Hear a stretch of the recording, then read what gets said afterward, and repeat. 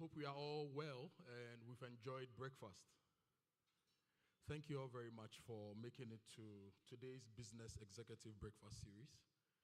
It's raining in most parts of Accra, and usually when it rains in Ghana, people don't move. But you've all moved, you're all here on time, and I'd like you to give yourselves a round of applause for being here and being here on time. Today's topic is very important. We are talking about bridging the credit risk gap for SMEs in Ghana. And we have 4 very experienced panelists who will help us through this very important conversation.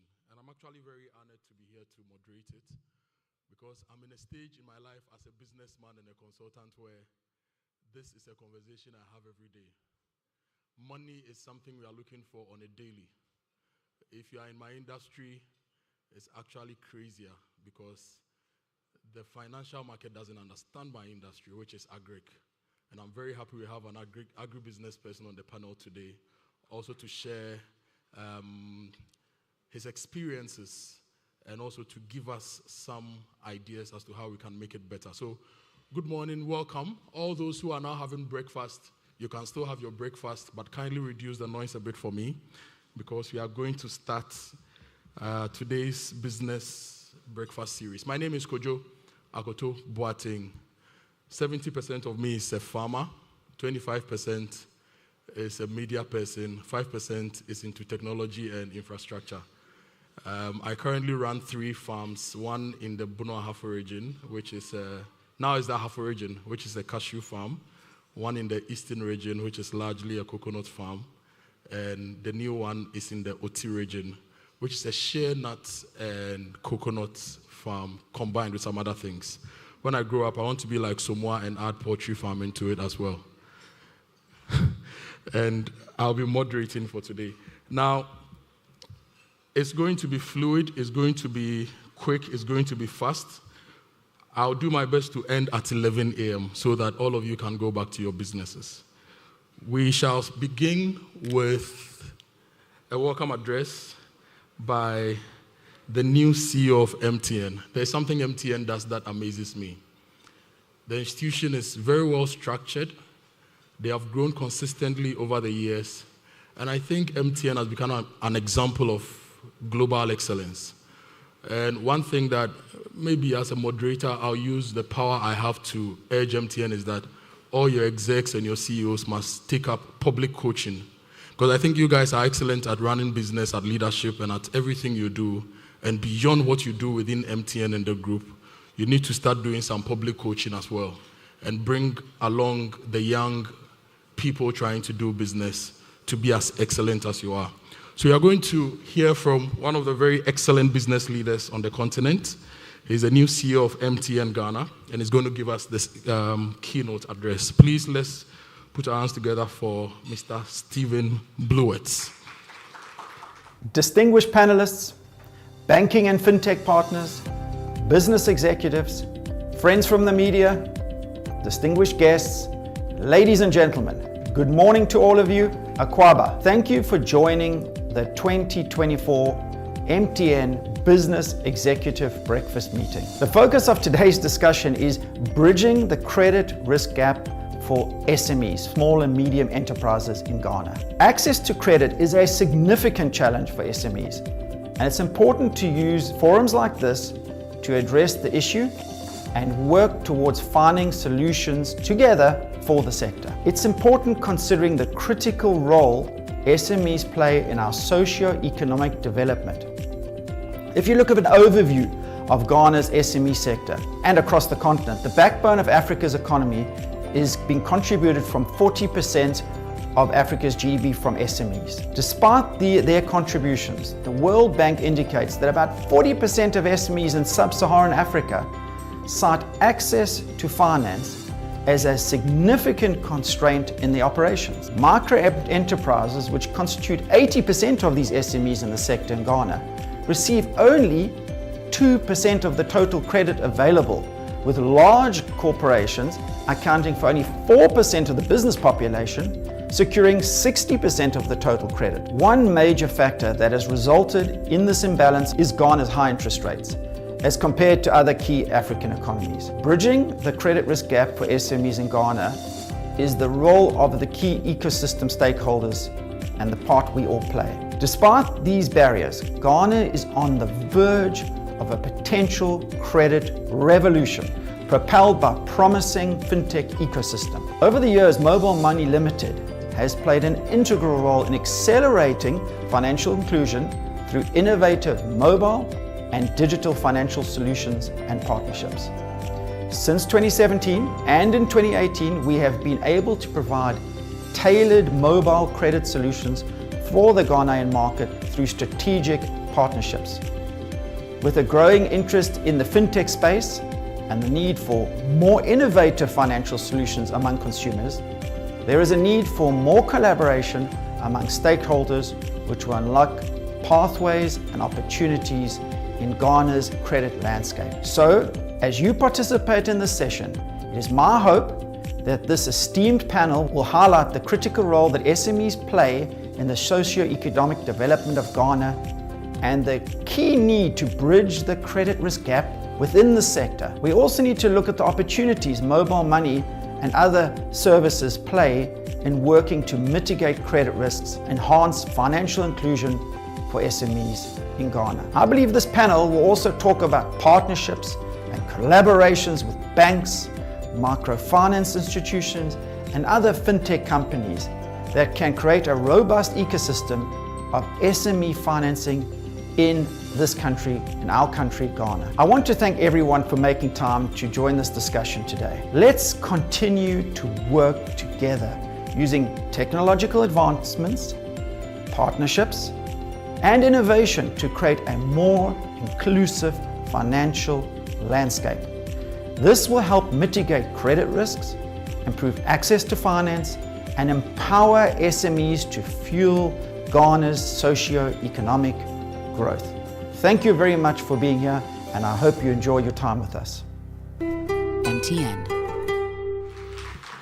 Thank you. Another round of applause for the CEO, Stephen Blewett. Was it Blewett? I need to go for a course on pronouncing the name.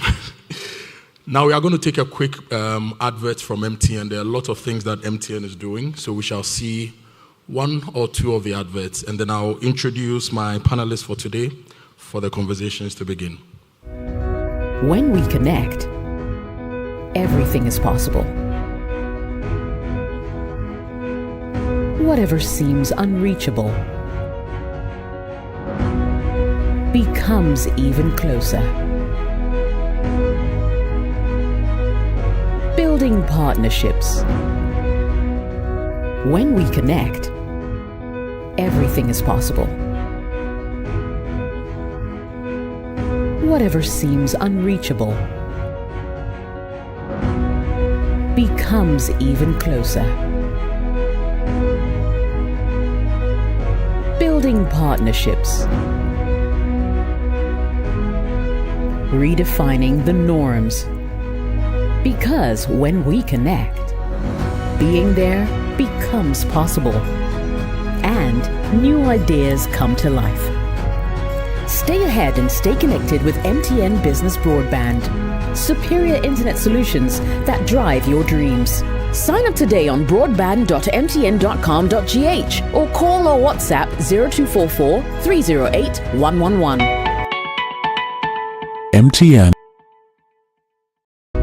15, 18 years ago, and back then, Momo wasn't as integrated as it is now. So we couldn't integrate any form of payment, so the business died. The banks were not ready to integrate. There was no mobile money integration, so the business basically died. Now, when Momo had integration, there were all these other global music streaming platforms that had already entered the market, and it was not profitable for us to do this anymore. I'm sharing this personal story because the opportunities that MTN is creating today, if we had as many businesses creating those opportunities, and if we had that way back, I'm sure the Ghanaian economy would be like maybe 10 times what it is now.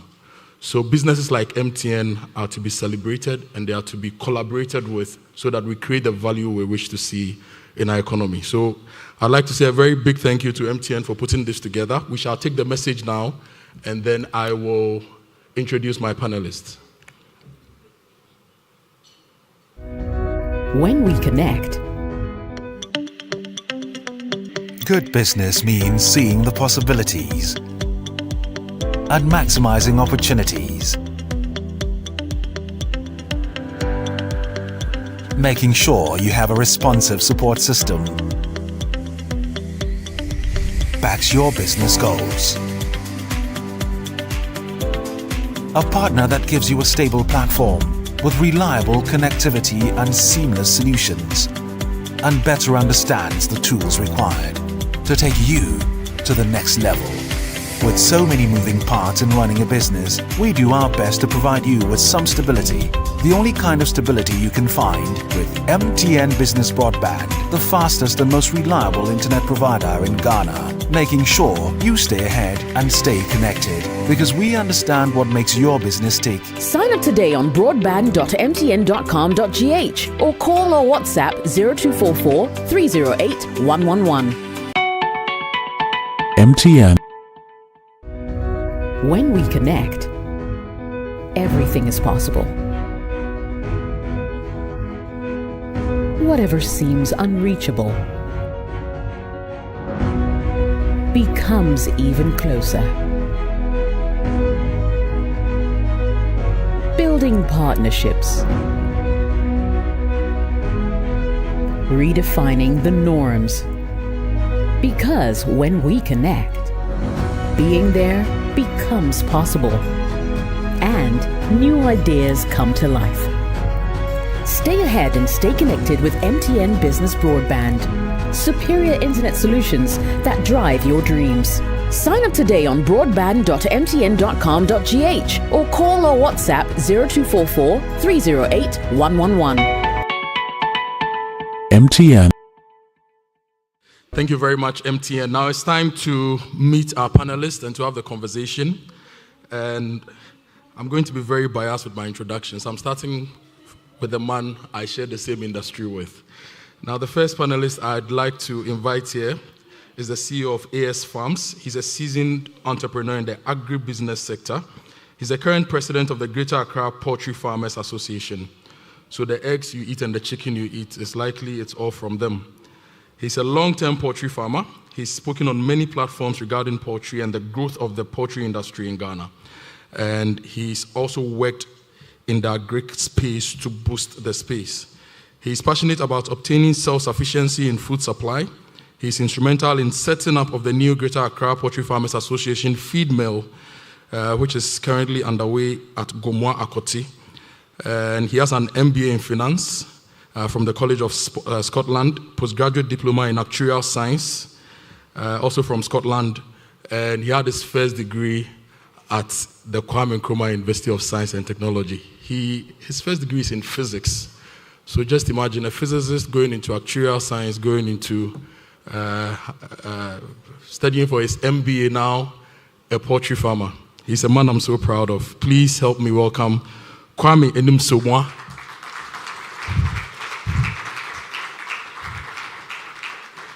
He's an example that farmers cannot be poor, and we can also be billionaires. Please put your hands together once again for Kwame.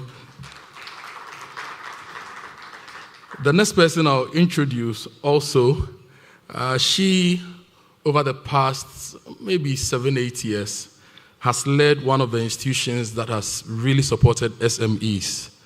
It used to be NBSSI, National Board for Small Scale Industries. Now it's the Ghana Enterprises Agency. I know a lot of people who have received support from them, either capital, training, or look, they've helped people work on their books, their processes. This is a business changing the face of business for SMEs. He's the first female chief executive officer of the GEA. She also used to consult for the finance ministry. She served as an advisor on the ministry's advisory committee. She's a board member of the Accra Digital Center and many other committees. And prior to this role, she had years of work experience in the USA, Europe, and West Africa. Indeed, her cohort of Ghanaians who came back home have been working in all sorts of strategic places to grow Africa and grow Ghana. And I'm so happy to invite my sister, Mrs. Kosi Enchua Yankee Aye, CEO for Ghana Enterprises Agency.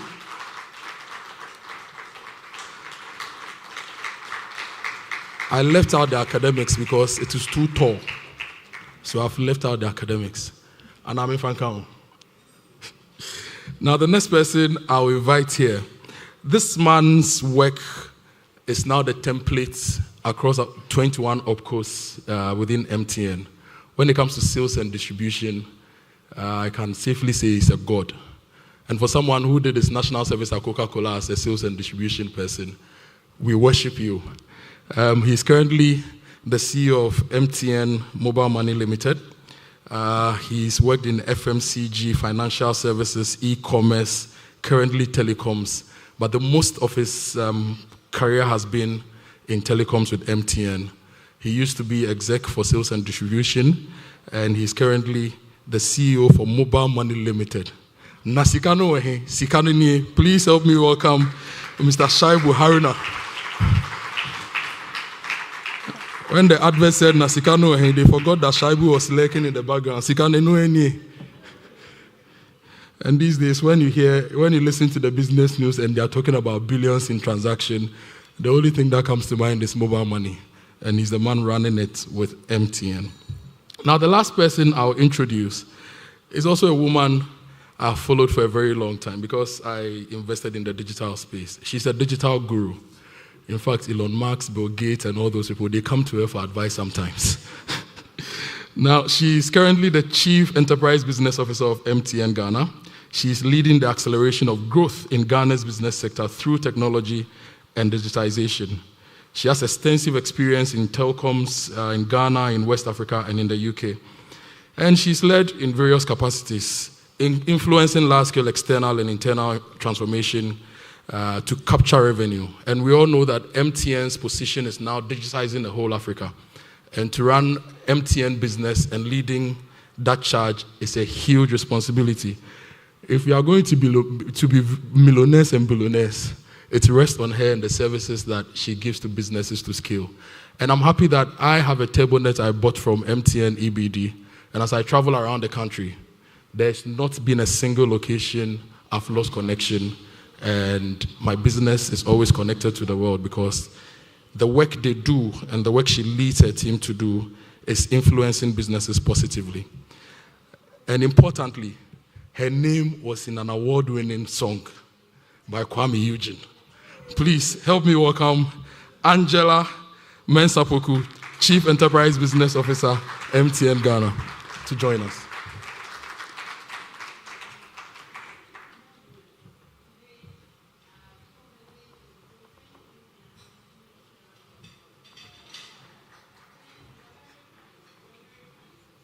I'll stand. Thank you very much. Shaibu, Angela, Kosi, Somwa, thank you all for joining us this morning for this conversation. I want to start with, obviously, Somwa, because when it comes to credit and when it comes to challenges, our industry is one of the least understood, which is the agric industry. So as somebody who has grown a business from a startup into a large-scale business, somebody who is influencing the whole region when it comes to poultry, what are some of the specific challenges that you believe SMEs in Ghana face when they try to access credit and capital? Thank you. Thank you very much. The main challenge as farmers, most lenders see our business as the most risky venture when it comes to lending. And the position of the Ghanaian lender is that, first and foremost, they are very risk averse. And they are very cautious when it comes to lending money. And then our industry, from the way it is, there are so many things that should be taken into consideration before giving or taking the financial assistance. You grow your business from a point where family and friends can support, but it gets to a position you find out that support, it's woefully inadequate if you want to go on to the second stage. That is when you've done all the bits and pieces, you've understood the business in which you are operating, and you want to go on to the next stage. First and foremost, I can talk about the bureaucratic processes as a business, agribusiness person you have to go through. It's so cumbersome. Secondly, the collateral. Because from the Bank of Ghana's position, you need to raise a collateral or equity of about 120% of the money that you are looking for to secure the loan. Apart from that, we farmers, we also lack a few things that needs to be taken into consideration. For instance, our capacity to understand the financial statements on all that we go through. Also, we can talk about the team and team building. For instance, one would say that I have done my business up to this stage. Why do I bring in people to assist me? But you cannot do it by yourself. Definitely, you need people with experience and other forms of knowledge, especially with finance, with marketing, with all those things, in order for you to improve or move from where you are presently to the next stage. And that is the most difficult aspect. For instance, timely intervention is also critical. For instance, you need money to go into poultry farming. Around this time is the best time if you need to raise eggs. In December, you will find out that they have a lot of demand for poultry eggs. But this is the time you go to a bank, you need to raise money, at least to bring in the birds. You wait for another 5 months, 6 months before they start laying. And they ask you to go back and forth. For 2 months, 3 months, it gets to August. You've not received the money yet. So by the time you even get the money, you might have delayed. There should be this optimum coordination between the releasing of the money and going to the business, which is very critical. Immediately you miss it from day one, the whole thing goes into a ditch, and eventually you will not be able to make up. These are some of the things that we have to go through, because getting the day-old chicks, getting the medication, getting the feed and the housing, all these things should be properly planned. If you miss one, the whole thing would go overboard. But if you're able to follow it through, I personally feel that poultry farming and that agric, it's the best thing that we can ever do. Because going forward, the African population, presently, we are about 1.3 million. Mm-hmm. By 2030, it's projected that the population of Africa will be about 1.7 billion. By 2050, we farmers should be able to provide food for 2.5 billion Africans. So this is the position where, as farmers, we sit. But then we also need this sort of support. Mostly, I also say that the banks don't understand our business. For instance, the officers who come to do our appraisal, they have no idea about agric, but they know finance. But our industry is such that it is peculiar. And we have certain needs that need to be met as and when you did it. So that is one major thing. The timing of the facility is equally important. Yes. But I thought on banks building capacity these days, almost all the banks have agribusiness departments. They are going for training. They are getting support from GERSAL and even GEA. Are they still as they were 10 years ago, or we are seeing improvements in their approach to agribusiness financing? There's definitely an improvement, because now they are getting to understand, as you rightly said, the capacity building is there. But sometimes the sort of bureaucratic process and hurdles that you have to go through, if you're not careful, every other time you go, you are asked to bring a different document. Every other time. Yeah. Yes. You provide it, and they don't get to you. That is the most difficult thing. They don't get to you. Once you approach them, they say, oh, we forgot to ask this. We forgot to ask this. But as I said earlier, it's timely. For instance, a farmer comes to you and wants to do maize. You know, our sort of business here is mainly rain-fed. And the rains have started. You don't release the money. You wait after 2 months. before you release the money. The person has already prepared. Land preparation is very, very important when it comes to such businesses. So immediately you miss the land preparation, there's a likelihood you miss your planting, and then eventually the yields will not come. This will also lead on to the default in payment. Yeah. And also we can talk about the duration of our loans. In business, in agribusiness, you can't expect a farmer to repay a loan in 12 months or 18 months. Because it's going to be an investment over a long period of time, let's say 3 years, 4 years. So, to be stable and get on with it. But then they give you a loan, and then in the next month or two, they start asking for repayment. That means it's the money that they're giving you that they are still demanding. And that is one major challenge that we farmers go through. If you're able to get long-term financing, it makes your planning and everything very good. So then you can project your incomes and then be able to pay off.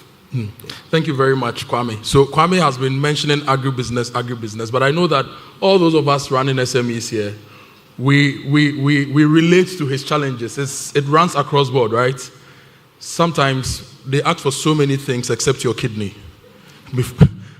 before they will consider you for anything. So thank you very much, Kwame, for that. Let me come to you, Kosi. You have done a lot of work in your advisory role in helping to shape up policy and actually implementing solutions for SMEs. Do you think that financial institutions are seeing SMEs the right way, in the right frame? What are some of the perceptions that they have about SMEs, and how do we change these perceptions and enable them to provide credit to SMEs? Okay. So thank you very much, and good morning to everyone. I think the question of are they seeing them the right way is a very interesting question, because what is the right way? For a lot of the financial institutions, what is the bottom line? The bottom line is to be profitable for their investors and their shareholders. So that's one thing. Then you also realize that fortunately for Ghana and also for some other countries, more financial institutions are coming to realize that supporting SMEs is a very important thing. So across the nation and almost every financial institution, there's a huge focus on SME support and SME financing. The banks are even taking it a step further and providing technical assistance or business development support. So that shows you that there's an appetite and there's a need to support these SMEs. But the challenge is, do they really understand the SMEs? And also, do the people who seek to support the SMEs think that funding, lending is a major part of it? Or are we just seeking the deposits of these SMEs? So you realize that working with them and engaging with a lot of these financial institutions, there's a gap of understanding of the SMEs. So there are a lot of challenges that we face. But then there's also a challenge with these SMEs. And over the years, that's what the Ghana Enterprises Agency has been trying to do in terms of building the capacity, in terms of preparing, and even providing that bridge financing to allow them to work whilst they seek funding from the financial institutions. But we can't blame it solely on the financial institutions. One of the things we've realized is that if you take the whole economy of Ghana, 70% of the economy is made up of MSMEs. Now, if you take that 70% is highly informal. So that means that some of them are not registered, some of them might be registered but might not even have their documentation in place. You delve in further and you realize there's a lack of consistency in their financial history and what data they have or what they even do with the data that they have. You realize that for some of these MSMEs that we're dealing with, there's also the challenge of what it is that they want. Okay, so over the years and working in this sector, we realized that some of these SMEs don't know exactly what they want.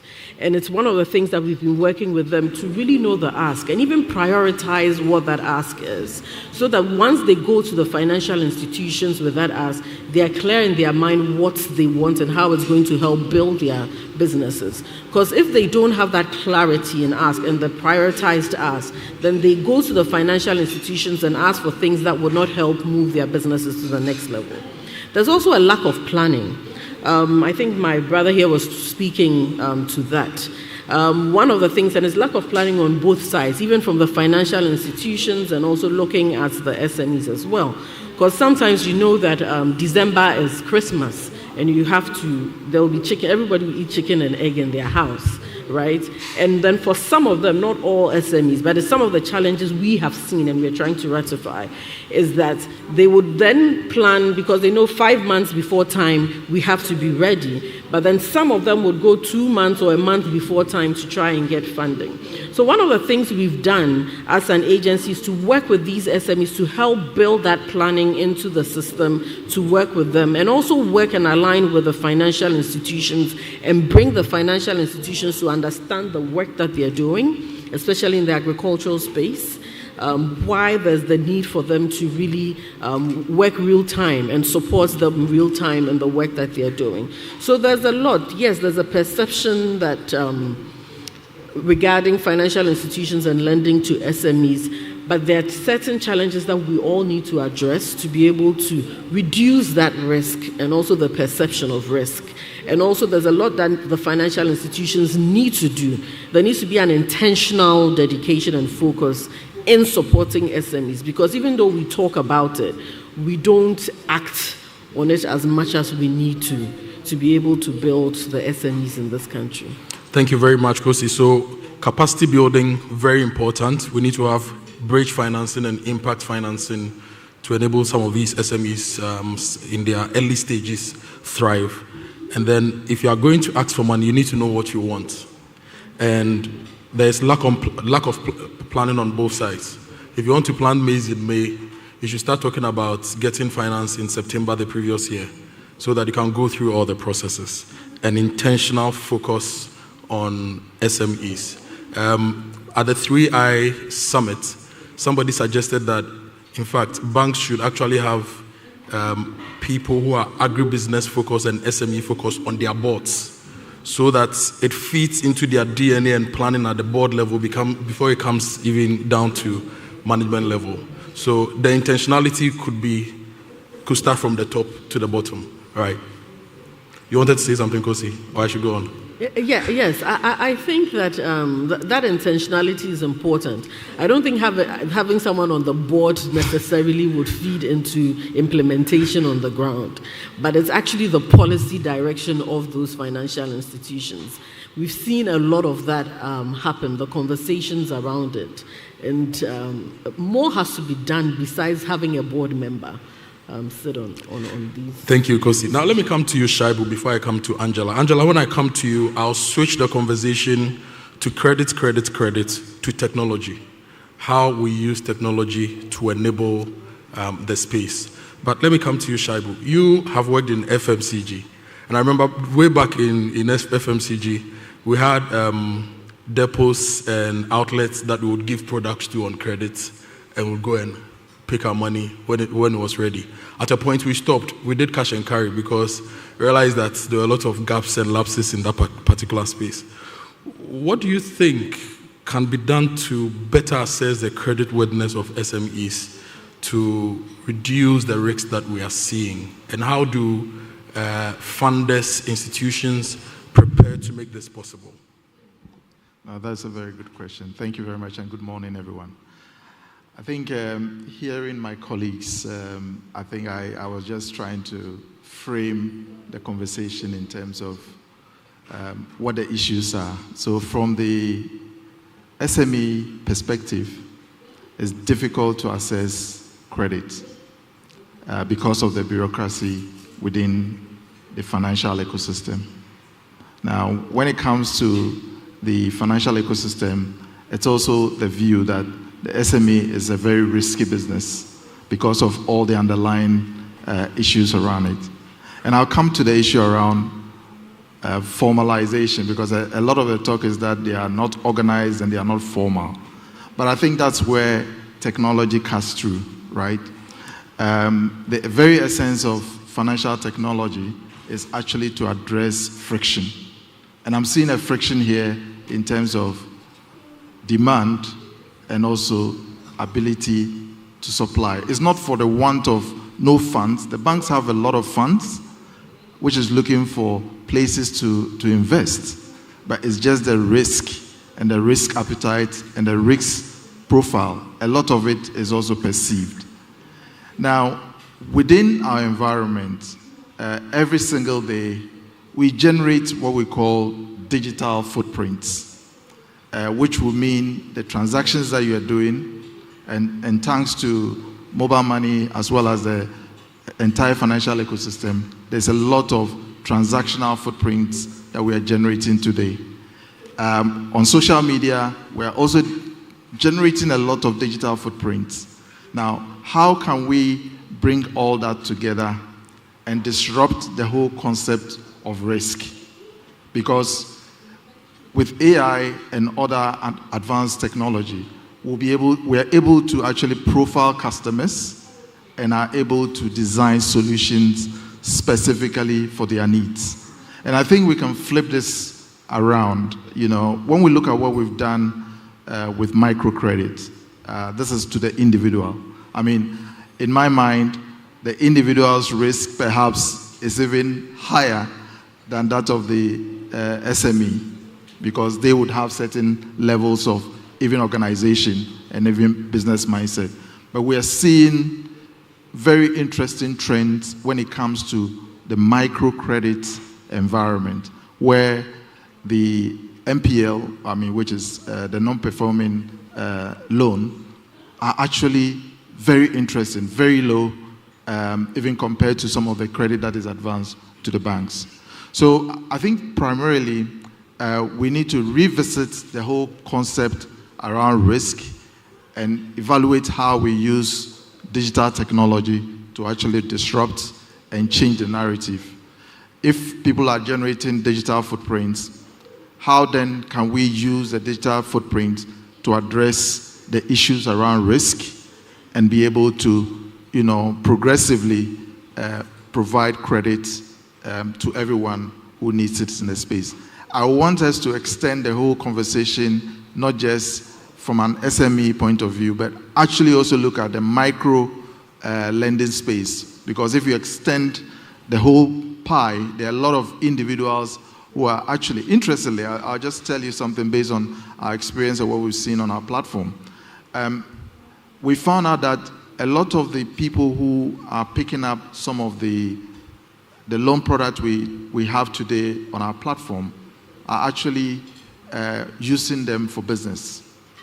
You have, the pure water seller who uses our quick loan or whichever service available to actually use it as their daily working capital, and they revolve that fund in funding their business. So, and these are customers who are paying regularly. They are defaulters, but they are paying regularly. Now, what we've done is to use smart tools to be able to now study their behavior and predict whether or not these customers are likely to default. And based on that, we're able to dimension what is required for them. And for me, I think it is such a powerful tool that we can use to address the issues around not being formal. Because, come to think about it, our SMEs, there is a design around not being formal, because it's very expensive to be formal. You have the compliance costs, which you have to deal with. You have the technology costs that you have to deal with, and then the operational costs. You're talking here about staffing, getting the right resources, getting space, and all the setup that is associated with making a business formal. So there are costs that needs to be addressed, for which reason we may struggle to make the SMEs formal in order to extend credit to them. So we need to flip around the conversation to now say, how do we use digital technology to actually address this in a sustainable manner? I'll pause here and allow my colleagues. I think you ended on my next question, which goes to Angela. How do we use technology to address these challenges and improve the creditworthiness of businesses to drive growth? Sure. I think my brother Shaibu has done a great job to paint the picture of what technology can do. But for me, I think apart from everything that my colleagues have spoken about in terms of challenges, one of the underlying issues is information asymmetry. So access to information, not only from a lender's point of view, but also those seeking credit. And so what technology seeks to do is bridge that gap. Because whilst you might want credit, the question is, are you prepared? So Kosi mentioned about preparing SMEs to even come for credit. And what technology can do is provide a platform for you to standardize. That's important. Many informal SMEs are using books, using pieces of paper, using ledgers. And how do you standardize that process using technology? And then how do you digitize to do it? Now, it's overwhelming when you say and you speak all this English, and SME is thinking, please, me, I want to focus on my core business. But that's the benefit of technology and the disruption that Shaibu was talking about around fintech and the power of the mobile phone. Because now what you're doing is introducing a very authentic way to digitize. You're using your mobile phone, access to your mobile money wallet to do just that. Now, today, there are institutions that will accept your mobile money statement as proof of your income. We were having this conversation yesterday around embassies accepting mobile money statements for visas. When we talk about digital disruption, it's also around changing what we believe are the standards for financial inclusion. Because if you are saying that you need to have brick and mortar, if you are saying that you need to have a bank account, formal bank account, if you're saying you need X number of staff, you've already knocked out 65 to 85% of the SME workforce. And so therefore, using technology in an authentic way is the way to go. Now, once you've done that and you're able to digitize, and again, using very, very simple digital tools to do it, then you can start building the ecosystem. And some of the other things that we don't talk enough about is access to the informal lending that is out there, whether it's Susu, whether it's microcredit, whether it's crowdfunding. There are other sources of credit that you can also tap into, especially when you look at the inclusivity part, especially for women in business. We know that the majority of informal businesses are female-owned. They are female-owned. So understanding who your customer is, finding a way to authentically connect, whether it's through smartphone, through mobile money, and then trying to build trust and credibility and digital financial tools to access is really important. And then on the other side, from a lending point of view, Shaibu mentioned things like big data and AI. The traditional ways of assessing whether or not somebody is creditworthy, I don't think exist anymore, because you need to understand that the non-financials also play a part. And so not everything is going to be able to be documented. But again, tying back into what was discussed earlier, is understanding the segment you want to play in also allows you to understand the nuances of whether it's poultry farming, whether or not it's commodities, whether or not it's textiles. All of these things have their own nuances. So even just calling them micro SMEs or SMEs does the whole sector a disservice. So really using technology to standardize, digitize, and empower, I think is really, really important. I was trying to write notes from what you were saying, and I wasn't getting the right words, but you ended with the right words: standardize, digitize, empower. So it empowers SMEs to get access to information, credit, capacity building. I wrote harmony earlier, but I think the harmony is more standardized. So technology helps us to have a sense of harmony in the space by standardizing things. And you also mentioned the element of measurability. We can measure our progress. So somebody who takes loans from MTN Mobile Money and has a record of their transactions with MTN Mobile Money, let's say a pure water seller in traffic, can then go to, I can see some banks here. I saw FNB Bank earlier. So if the person wanted more money, he could take his Momo statements to FNB and say, I've been taking 2,000 cedis a week from MTN, but now I want 20,000 to set myself up in a container. And because of that, there is proof that this person does good business, and it can enable the person to, it can empower the person to grow. So I'm using your words: digitize, standardize, empower. Thank you very much, Angela. I'll come to you, Kwame, again before I take the next round of questions and go to the audience. I need your thoughts as to how the financial system can assess SMEs better and what they must do to support SMEs to be credit worthy. I think with us farmers, for instance, I am a little skewed towards farming and agribusiness. We agree. That is where agribusiness is 80% of our lives. Yes. We agree. Go ahead. I think first and foremost, what we have to go through that there has to be this proper relationship banking with SMEs, especially our sector in agri. Earlier, you said there's this agri-sector business in most financial institutions. But the question one would then ask, are those officers actually on top of what they are doing? Do they even understand what goes into agric and what goes into agric financing? First and foremost. Secondly, we also have to talk about capacity building and building the knowledge of the farmers.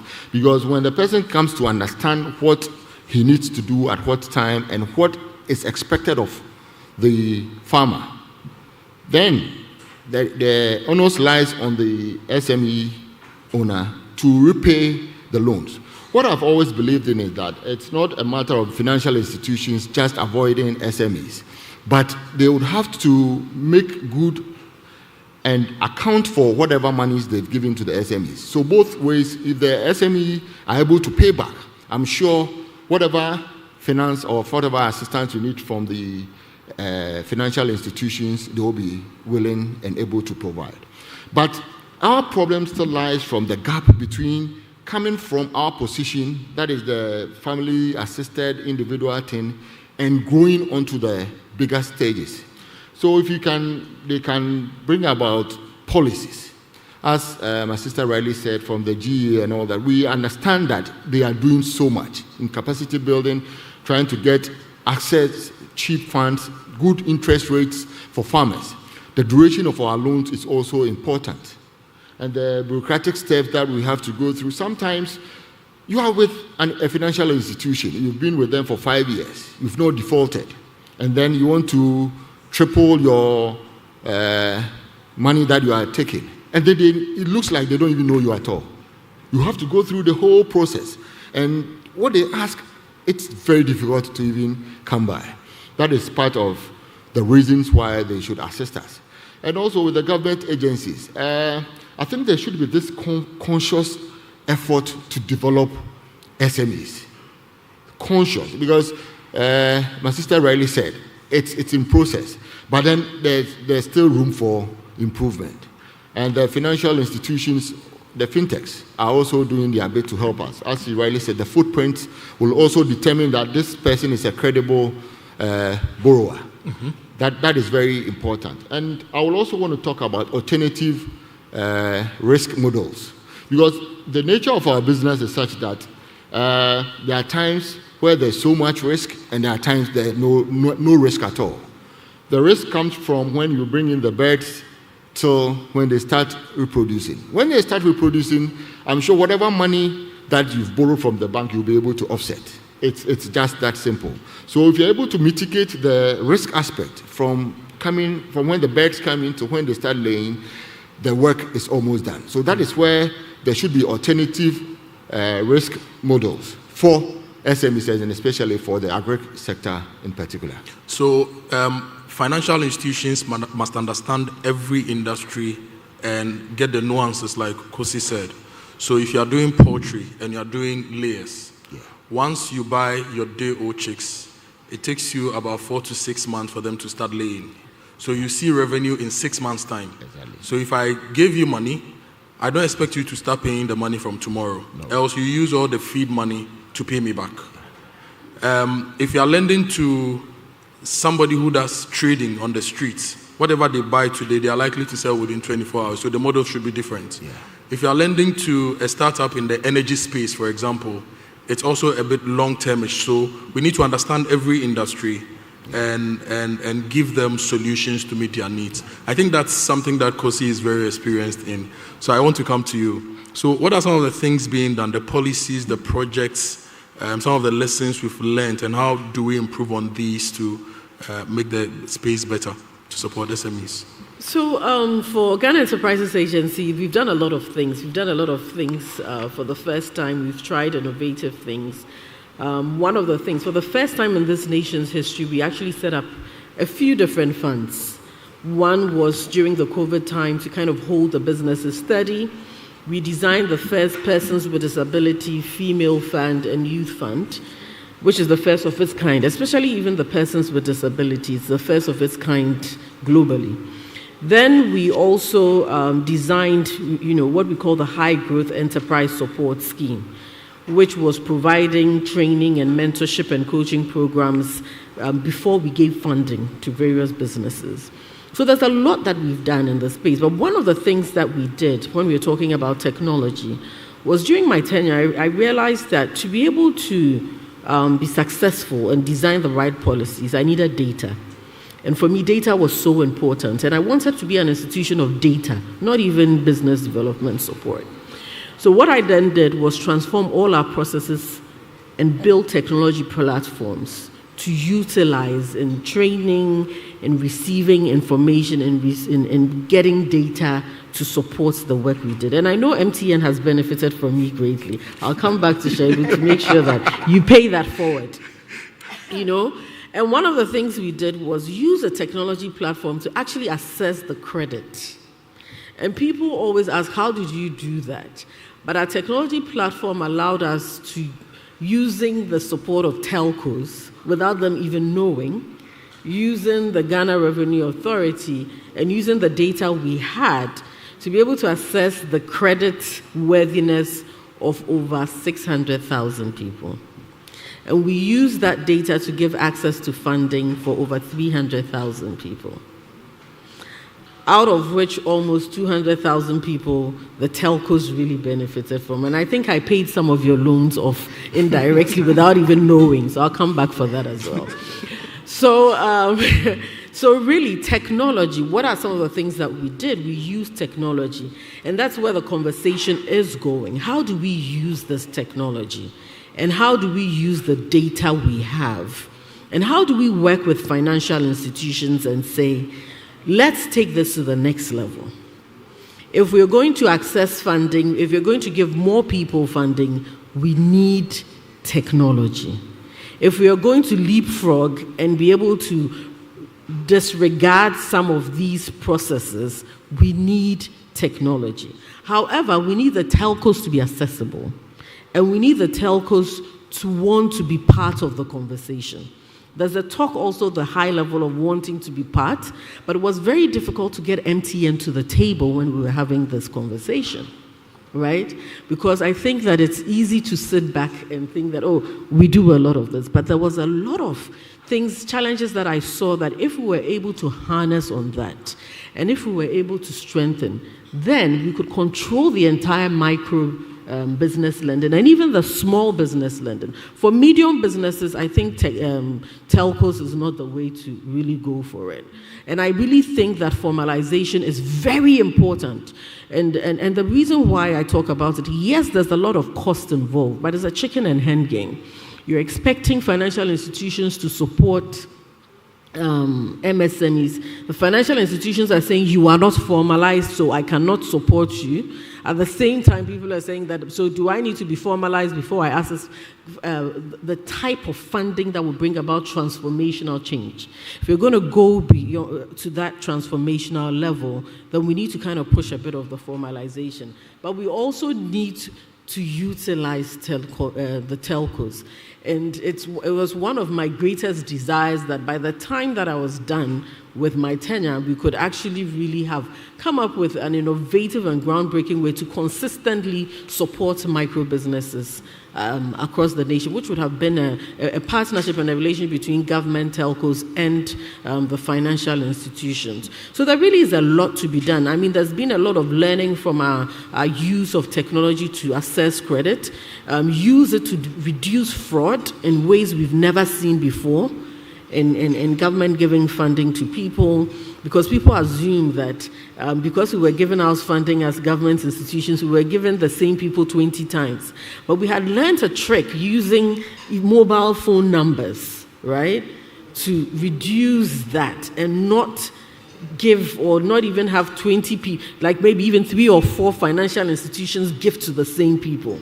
Because we had built this within a model in a way that we hadn't utilized before in this nation. And I think that we can build on some of these learnings and innovation to drive that. So there's been a lot of learning. I mean, over the past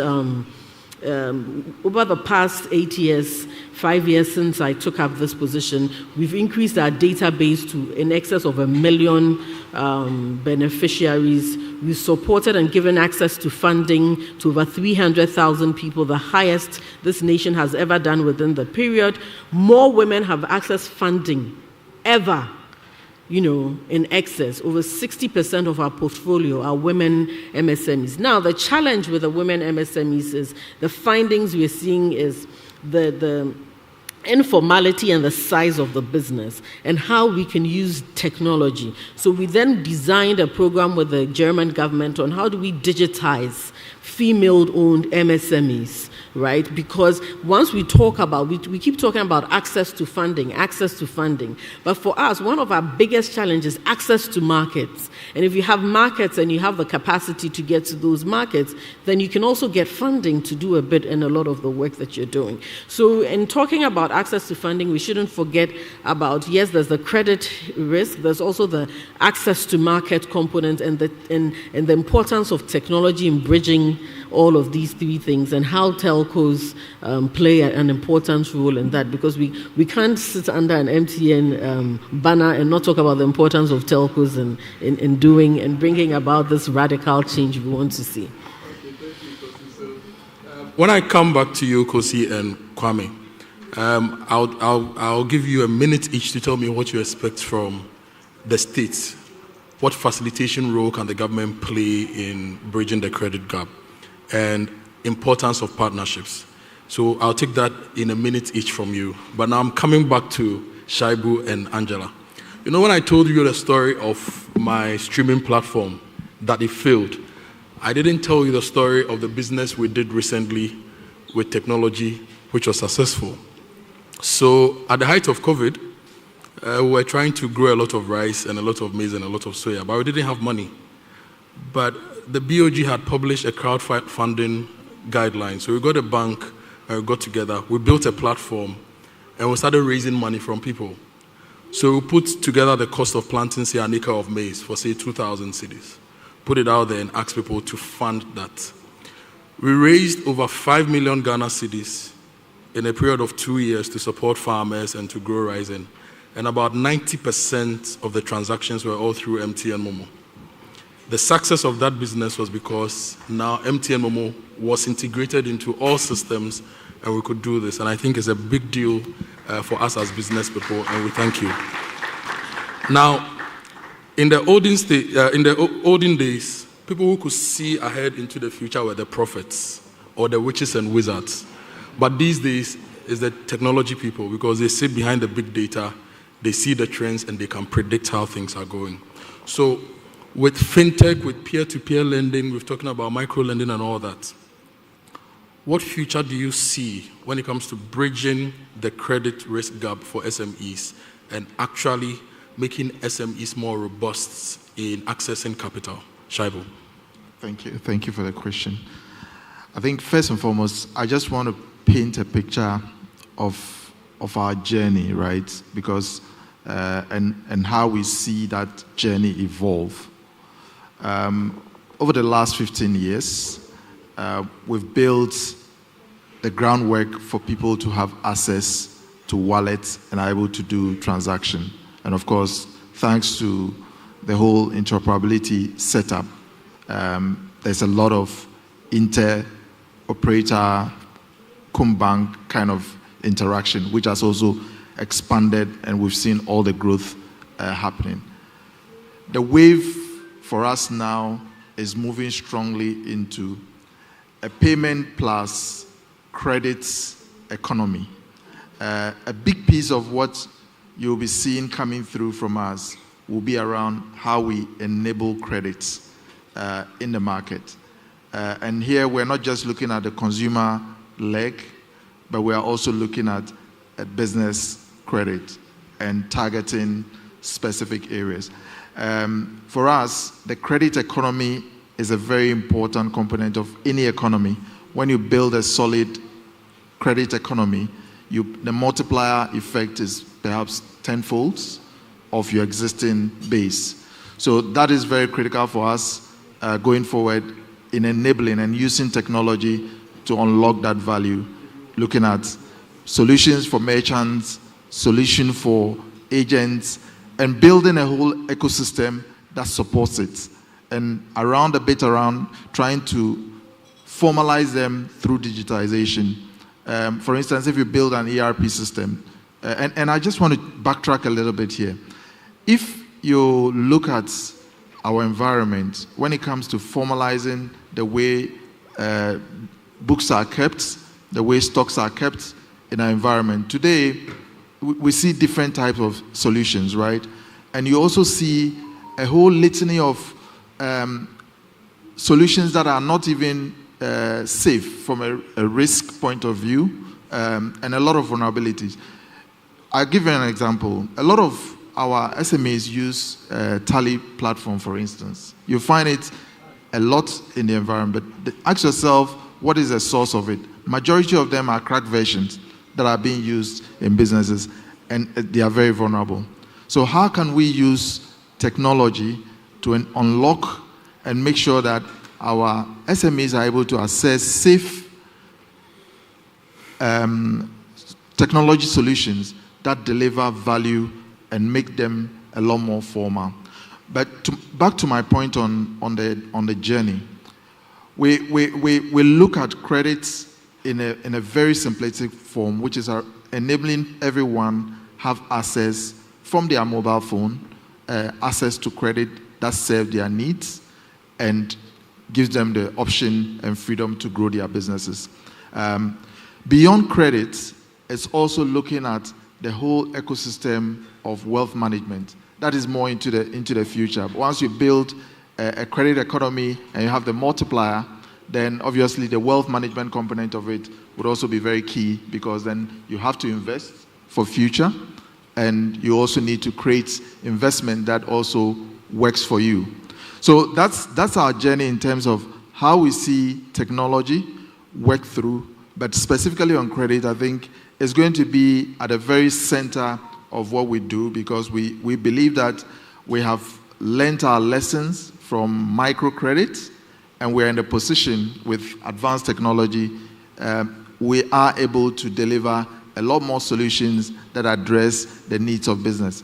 But let me say that because of the very nature of our ecosystem, we have limitations in terms of the ticket size that we are able to offer to our customers. But we believe that at a certain segment of the market, we'll be able to propel a lot of growth there and build a basic foundation that will enable the banks and other financial ecosystem players to also support the ecosystem to grow much more aggressively. So I feel that there are exciting times around, and you should watch out the space for a lot of innovation coming through from MTN. Oh, you want to do it? Please, do it. So I'm seeing a time when MTN can tell a bank that, look, between September and November, there's about 20 billion that moves around Weta because they are harvesting rice and selling rice. And if there's 20 billion, go sit down and understand the system and know how you can enable them to grow. MTN telling Kosi that, look, tailors and seamstresses have increased their revenues by, say, 100%. So there is an opportunity in the space. So if you have funding for SMEs, you should be looking at those businesses so that we can push them to grow further. This is good. This is good. Another round.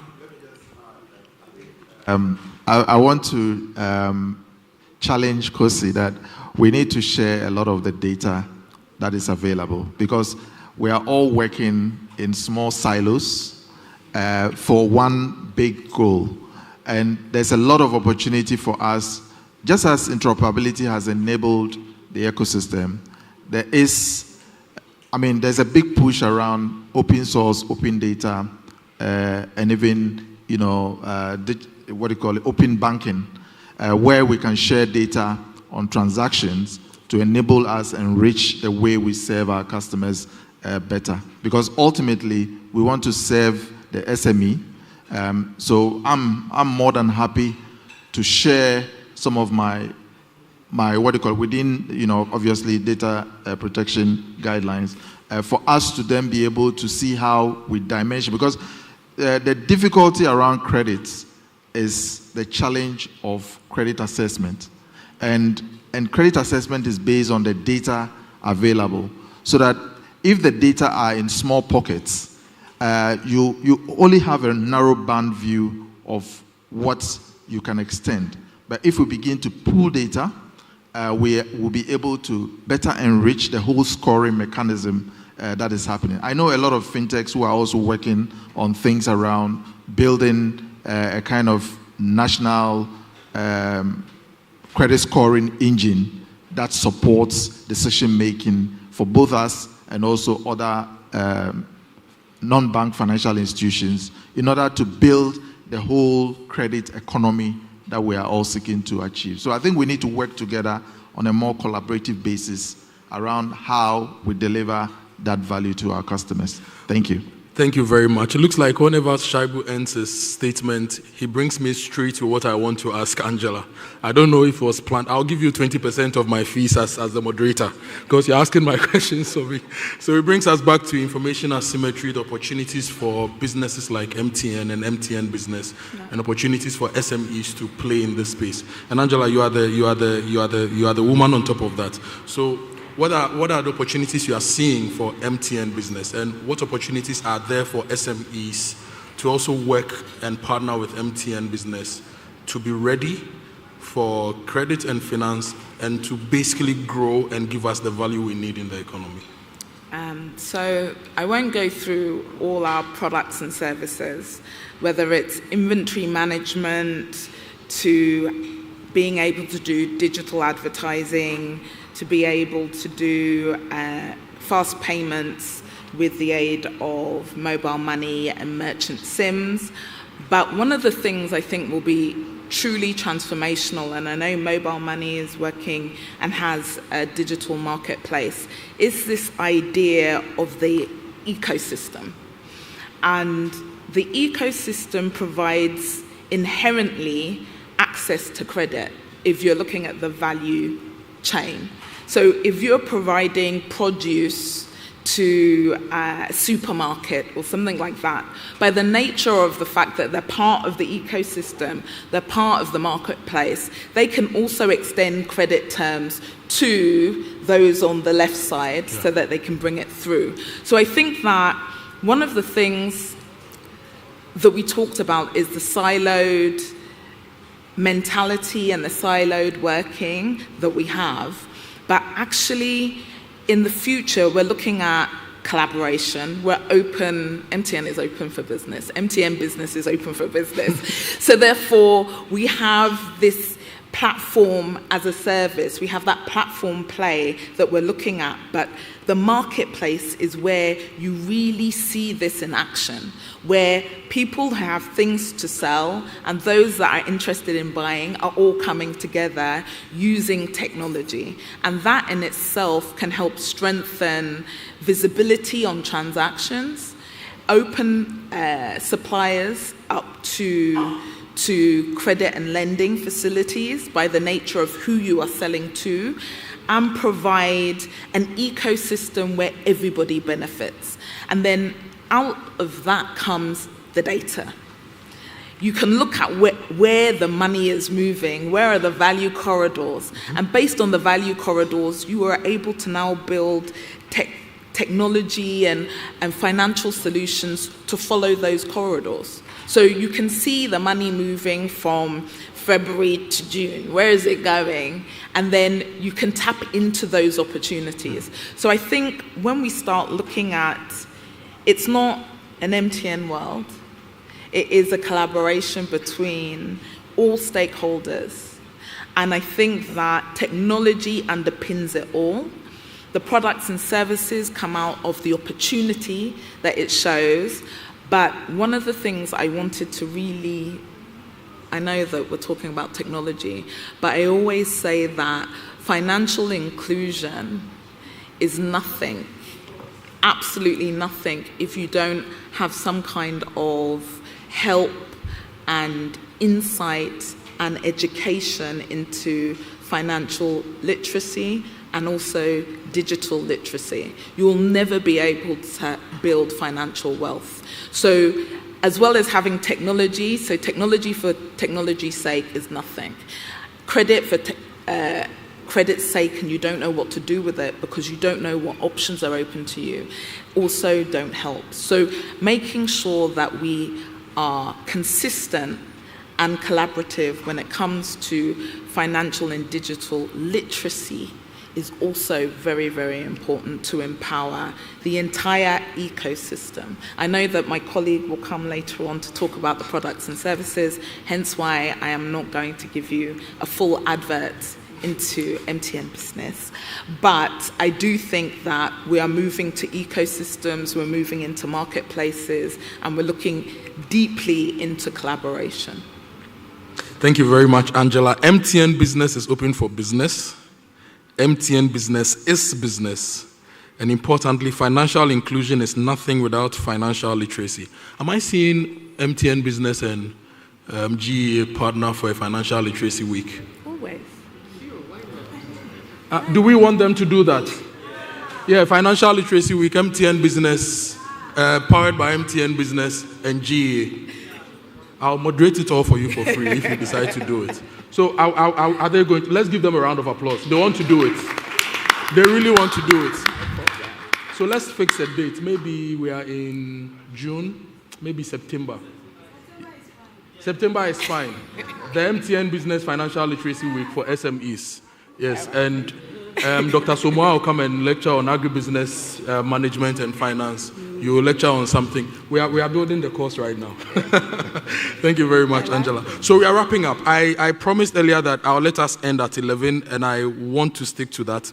So my final round of questions goes to all of you, and I give you a minute each. We've spoken about partnerships. We all expect something from different players, and we are all ready to do this. But what are we committing to? And what change do we envision in, I don't want to give us 4 years. 4 years is a political cycle. Business cycle, 2 years. What change, Kwame, do you see, and how do you commit to partnerships for change that will give us better value in the economy? Yeah. First, my main thing will be alternative scoring models for credit finance assets. Because the traditional one we have now does not benefit some of us. For instance, the poultry business. So if there are alternative scoring models, especially now we have the fintechs around, there will be a trace for you to find out the credit worthiness of the borrower. And also, we can talk about risk-based approach to lending. For instance, we have the credit bureaus that have records of our individuals. So if my scoring is that high, why should I be paying the same interest as another customer whose credit rating is that low? If those things are considered, it will go a long way to affect the interest we pay by bringing the interest rate down. We can also talk about government intervention, which they have already done, but then, as I already said, there's more that needs to be done, whereby this government guarantee approach, that government will take a guarantee of a percentage of at least to secure on the part of the lender, that the lender's risk is reduced. In that way, they can get more money to the SMEs to do the necessary expansion. We can also then talk about partnership. For instance, private people who want to invest in agriculture, for instance, they can be this collaboration and partnership, because that is when we can grow. The lending institutions, I would say, because they are so risk averse and they are protecting depositors' funds, they are not willing to go into it. But there are other business people who have money sitting and want to go into agriculture. And that partnership would help boost the economy. Thank you Kwame, very your much. time is up. Thank you very much. A round of applause for Kwame. But you didn't commit yourself, and I commit you as president of Greater Accra Poultry Farmers Association to work with your members, those who are not financially literate. Let's train them. Collect all the data you can on the poultry industry in Greater Accra. Work with your other presidents across the country so that if, say, MTN comes to you or Kosi comes to you, you can tell Kosi, we have 1,000 poultry farmers. We have people who are within 1,000 to 2,000 birds. They stock their birds this time. They expect their eggs this time. This is their general operation, market access, everything. So they understand and then they can help you better. So commit to that. Next time I see you, I'll ask you for that data. Okay. I'll come to you, Kosi. So I think, like you rightly said, collaboration is very important and key. And as a government agency, I commit to really strengthening those collaborations and partnerships. I think one commitment has already been made, that MTN has promised to work with us on our financial literacy month. Maybe we'll make it a month. And so that's one commitment to the people of Ghana. I think the second, or actually a major commitment, I think it's been quite clear that the current Minister of Finance has been speaking about the SME fund. In our act, we're supposed to set up an MSME fund, and I think there's the direction and there's work which has far advanced to actually get the fund rolling, God willing, by next month to be able to support. And so the Ministry of Finance and Ministry of Trade is working closely on that. So I think that's a major commitment to the people in terms of collaboration and working. And what would be important is how we build both the technology, working with technology, and also working with associations.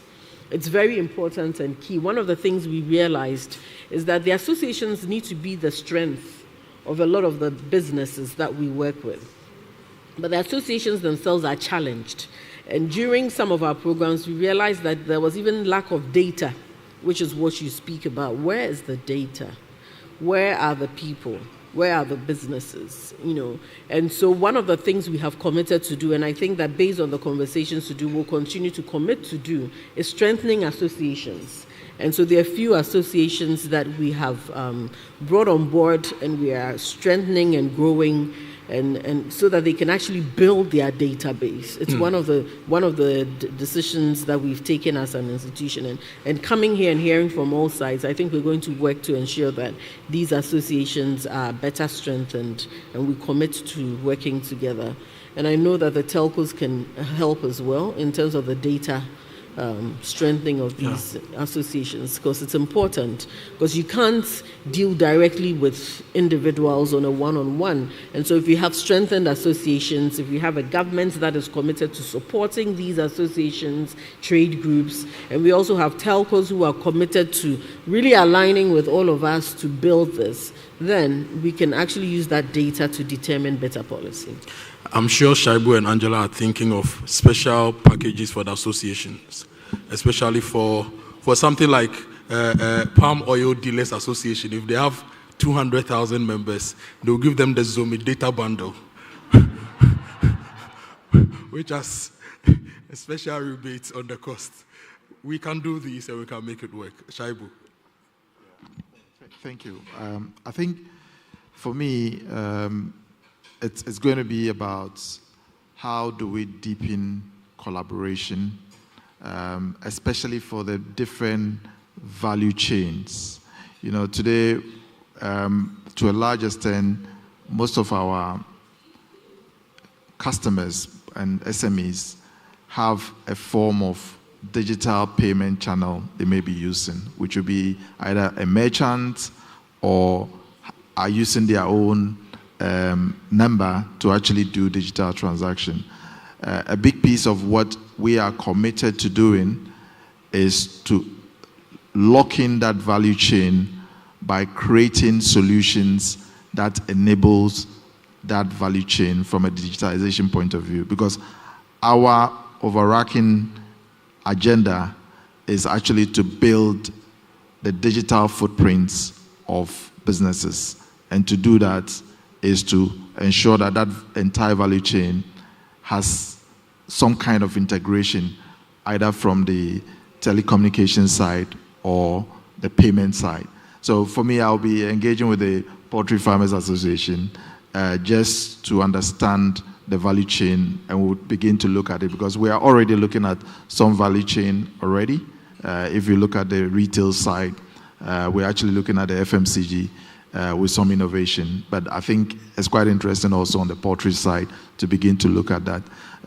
What I haven't told you is that I'm a part-time farmer myself, so I know some of the issues there. Thank you. Thank you, Shaibu. Angela. I think everyone's used the word collaboration. I think that MTN's business, they see their mandate to bring the ecosystem together. So collaboration goes without saying, and I think our commitment is next month for us is SME month. And so some of these shared collaboration, whether it comes to capacity building or building products and services, we actually do have an association bundle. We have the drivers' unions, we have teachers, etc. So I think that there's a lot more we can do when it comes to products and services by listening to our customers and making sure that we have deep insights that is reflective of our customers' needs. So my commitment is definitely that for SME month, we won't just talk about it, we won't talk about the big English, but we'll bring more practical and collaborative solutions to the market. Thank you very much, Angela. A round of applause for my panelists, our panelists. Please, you are not left out. You'll get the chance to answer questions, ask questions, and also let us know what you think. We'll take a quick message from MTN.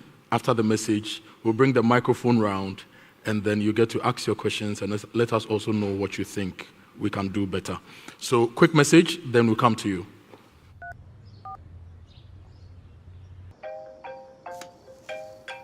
Hello? Bye. Well, everybody's heard about the bird. Bird is the word, bird is the word. Well, don't you know about the bird? Well, everybody knows that the bird is the word. Bird is the word.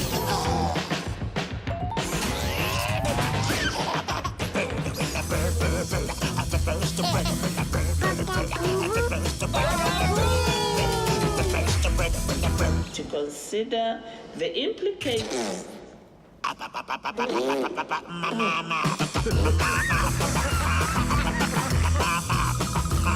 Hello? Everybody knows that the bird is the word. When a bird,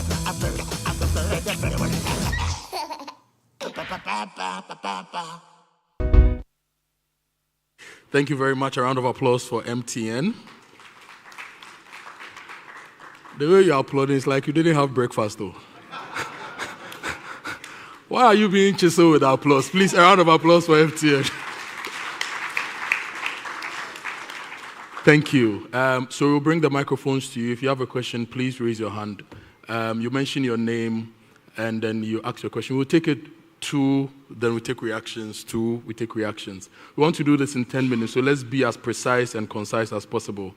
I think the first person is the internationally recognized and acclaimed coach, Nana Adjuman. Nana Adjuman, please, go ahead. Thank you. Good morning, and good morning, everyone. It's actually Nana Adjuman. How could you forget that? It's Nana Adjuman. Anyway, love everything the panel has been saying. And for me, I've got a particular challenge because I want to be a ganja farmer. I want to cultivate cannabis. No, you know, the law has been changed now. I don't know if you're all aware. The law has been changed and we can now cultivate cannabis with a THC limit of 0.3, and also under a research and development license, you can cultivate cannabis with THC levels of up to 30% for medicinal purposes and recreational purposes, potentially to export outside of the country. Now, I'd like to be wired into the network of the panelists on the platform because, you know, we bank with Access Bank, and we're an association too. I'm the president of the Empire Association of Ghana and also the CEO of Empire Agri Ghana. But when we talk to Access Bank, seriously, when you talk to them about, you know, the cultivation of cannabis, they run away. Everyone's really shy.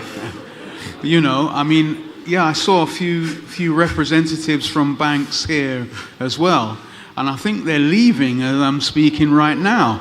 But, you know, we need to be wired in because this is a new industry, and this industry can help with the economic woes that our country is currently facing. I'm interested to speak with Kusi and to go and meet with Kusi to see how we can be assisted. And we need some SME funds as well, just to keep the office going, because I've been sitting behind my desk for 5 years with these politicians telling me, oh, you'll get the license in 3 months, in 3 months, in 3 months, in 3 months. It's been 5 years.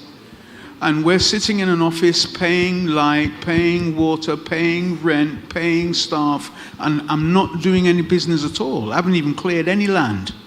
And the land is there. We have about 30,000 acres. And we're ready to go. But none of the financial institutions are prepared to even come alongside me and say hello because of the stigma and all that attached to the whole thing. So I'd like to know from the panelists, how can you help me? Okay, thank you, Nana. Let's take another question before we come to the panel. There's a man next to Nana, so... Good. Yeah, thank you. Kojo and Kwame, thank you for your positions in agriculture. If you Google the food import, sorry, I didn't mention my name. My name is Joseph Kwesi Sapon. I'm a freelance consultant in ATVET. ATVET stands for Agriculture Technical Vocational Training. I am promoting TVET education in agriculture. Kwame, if you Google the food import bill of Ghana, in 2021, we are importing 3.5 billion USD food. And you and I know that the stomach doesn't know any holiday. We eat every day. What is your association doing about import of poultry products into the country? Thank you. Thank you. So Nana wants to know how we can integrate the financial services into the hemp industry. And Joseph, my namesake, wants to know what we are doing to reduce the food import bill. Nana, I want to suggest a few things before I come to the panelists. I think that when we are pitching hemp to the financial industry, we need to strategically start from the things they know. For example, hemp fiber for textiles. Ghana is the leading importer of used clothing in the world. So if you let them know there's an opportunity to use hemp for textiles to reduce used clothing imports, then their antennas will start scanning We can also talk about cosmetics. We import 120 million Ghana cedis worth of cosmetics-related stuff into the country. And the hemp-based cosmetics, Angela will tell you, if you check her cabinet, there are a few products that have hemp in the hemp oil and all that. We can start letting them know the numbers. Hemp for textiles, hemp for fashion, hemp for building materials, and all those things. When we finish that, then those who believe in the other side, we can pitch that other side to them. Now let me come to the panelists. Over to panelists. Okay. With the imports, at the beginning of my presentation, I gave a brief idea as to the population growth in Africa, for that matter. By 2030, we'll be feeding about 1.7 billion Africans every day.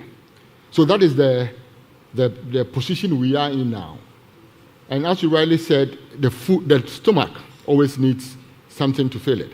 And a friend of mine always said that I have to take a percentage of whatever goes through the throat. And this is a challenge to businessmen, but that the agri-business is limitless. The potential in agri-business is limitless. So there's more need for collaboration and enhancement and enlargement. For instance, at Greater Accra Poultry Farmers Association, we have over 800 members. And believe you me, we are still importing over so much into the country, 3.5 billion USD. So it seems that we are not doing anything at all. And that is the potential we in Agric want to portray to Ghanaians, that if you are a businessman, you are an investor, and you want to go into anything today, the way to go is agribusiness and agriculture. You will not fail.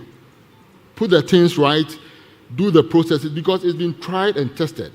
There are a lot of research and development that is going on lately. So if you go through the process and you get it well, there's no way you'll fail. And trust me, now it's 3.5 billion. In the next 5 years, 5 billion. In the next 10 years, 20 billion. So that is the potential Agric serves to this country. Thank you very much. Thank you. I don't know if Farmer Shaibu wants to say anything. The point about Agric, sorry. The point around Agric sector is known, but but I think the whole economy around Agric also has its own major issues, right?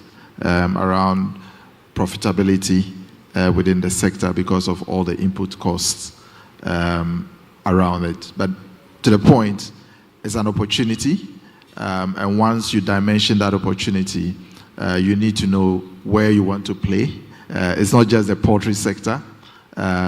We've seen a lot of coconut farming happening across the country, heavy investment going into that. And if you look at the economics around coconut farming, it's quite an exciting opportunity that is this. But over and above that, I'm looking, even in 5 years' time, there's going to be a coconut glut in this country. Yep. And the processing aspect of it needs to be taken care of. If not, we'll have post-harvest issues staring on at our face. Again, opportunity for industry extension. Thank you. Thank you very much, Shaibu. So 2 more questions, then we come. So there's a lady at the back. Let's go to the lady.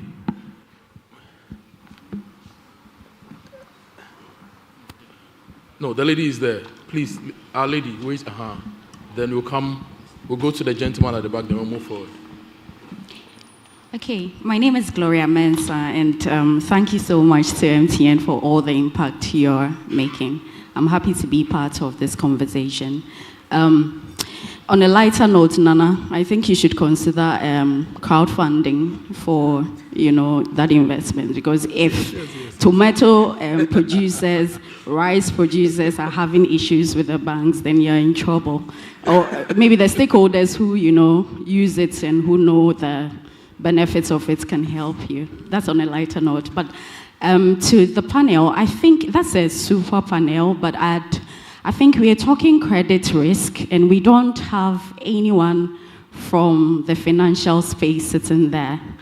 And I think for me is the parts that we could have included, because we are looking at fintech, there's tech represented there, there's industry represented there, but we need to know the minds of the credit people at the banks. So I think a chief credit officer or risk officer on that panel would have really helped us. Thank you very much. Thank you, Gloria. But I don't want to say that MTN mobile money now has a lot of money bigger than the bank, so I'm just saying. But that's a very good suggestion. Next time, we will bring somebody from the banking sector. Who else is? Please, where's the microphone? Okay, so the gentleman at the back. Okay, go ahead, sir. My name is Dela Selomi. Thank you to the panel.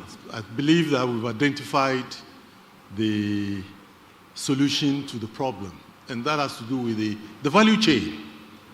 The value chain. The suppliers, the producers, the wholesalers, retailers. Within that loop, funds flow. So how do we get those funds to be well aligned so that any financier would have the money back?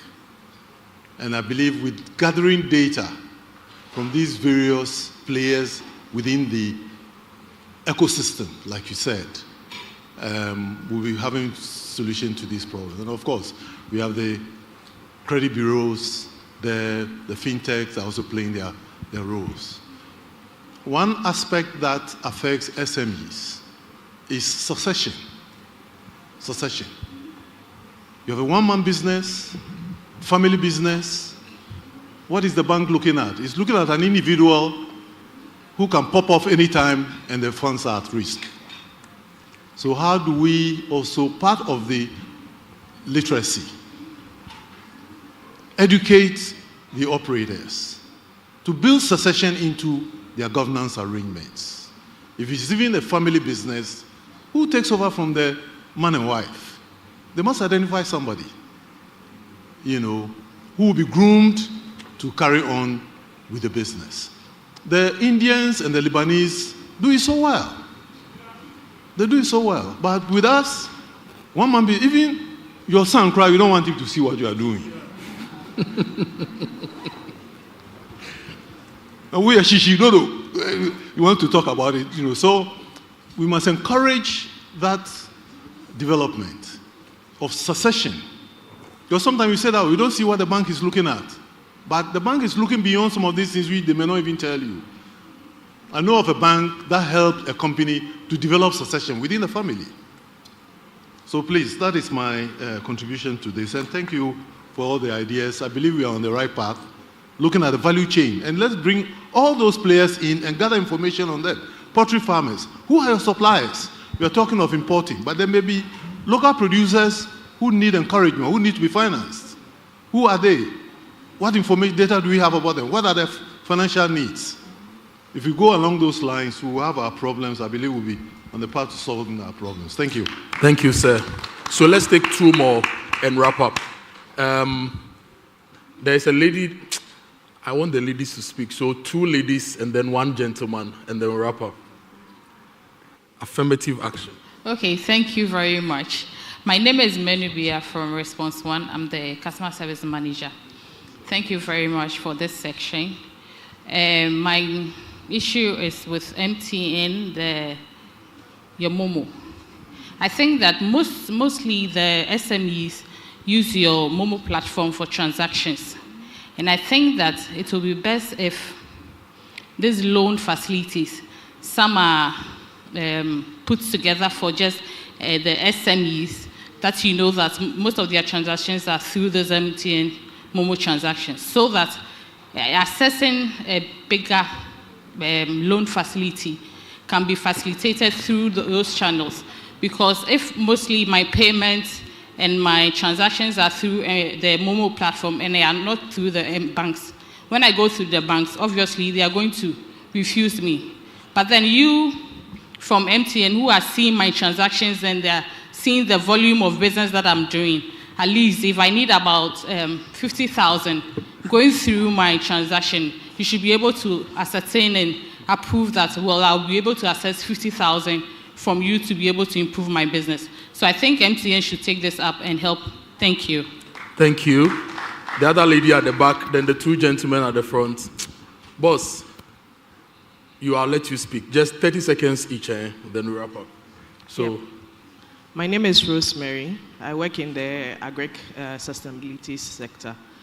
And mine is more of stressing on the importance of the financial literacy, because we pay cocoa premiums to farmers, and they are located in Sokote, Asimfosu, places like that.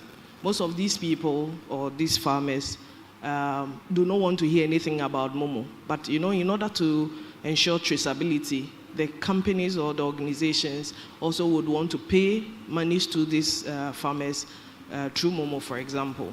So I don't know what MTN would like to do, because some of my project managers would always approach the financial institutions, but they are not really interested because there's no branch even, for example, in these towns that I mentioned.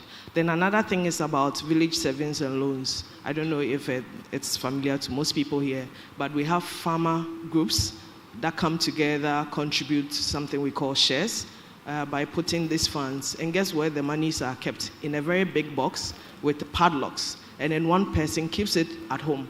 At the end of the cycle, they come together, they share it out, and everybody gets money. If somebody wants a loan, they take it from there. But why can't it be saved on, for example, Momo? Momo and get interest. Exactly. So that they earn interest from there, not just from the loans that they are taking and then paying it back with interest, but then also for security purposes, because we've had situations where somebody would abscond with the money, and what happens to that? So I think it is an untapped sector that MTN can take a look at. Thank you very much. I'm looking at the time, and I'm trying to be very generous to everyone. Okay, so boss, go ahead. Okay, thank you. So I'm Robert from PowerPoint Market, also an SME. And I think we've already touched on the financial literacy, but I think one thing that we've not talked about is risk management.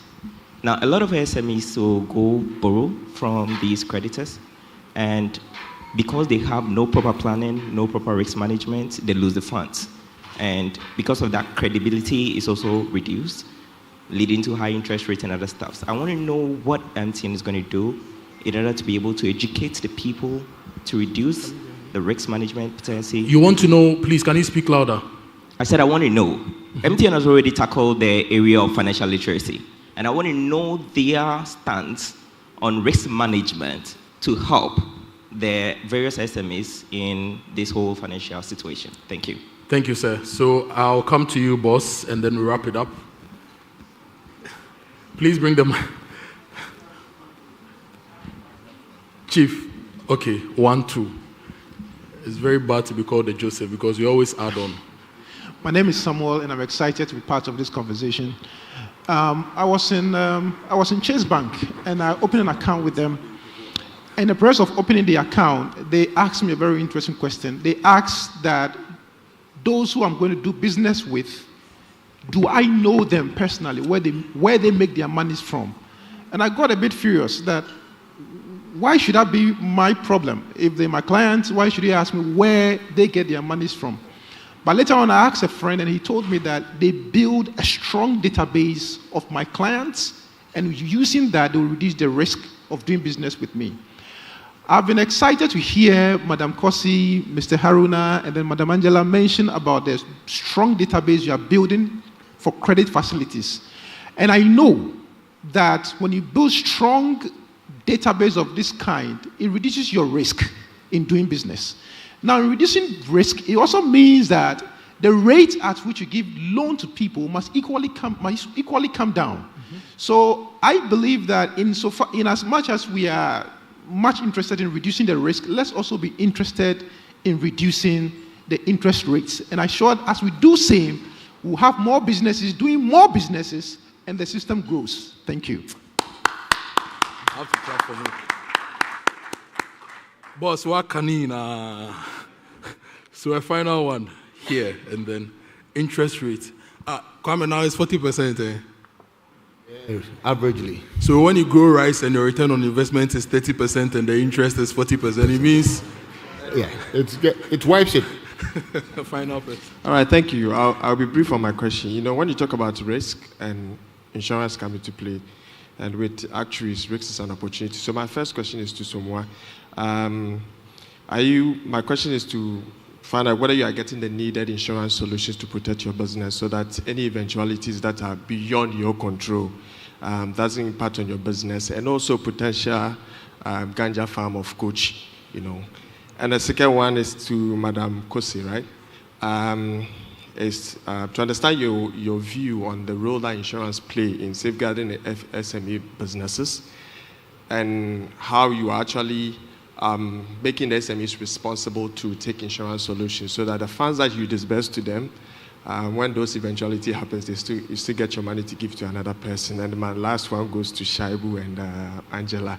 I want to understand how open you are to collaborations with insurance players to able to have access to your infrastructure, your data, and all those things to design SME best fit insurance solutions to address the risks that they are exposed to. Thank you. Thank you. So we will not take any further questions or comments. Thank you all very much for your questions and comments. Kwame, I'll start with you, then I'll come to Kosi, Shaibu, and end with Angela. Yeah, with insurance for agri per se, it's the same as with all the financial institutions. They see our business as too risky. I've had the opportunity to speak to a few of these insurance companies, and then what I learned is that they don't actually have industry specific for poultry farming, for instance, but then they have something that they can consider. I've spoken to 2 companies actually. They have something that they want to consider. So it makes it a bit difficult. It's not specific towards our area. So in the end, you might not even get value for money.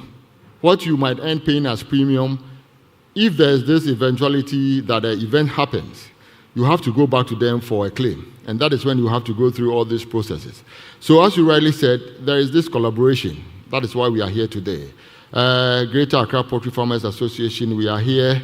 Our doors are always open, and then we will be glad to engage with you to roll out some of these products for our members. We have a very good number, around 800 in number. So once we are able to go on from here, there's something that we will be interested in. Thank you very much. Thank you.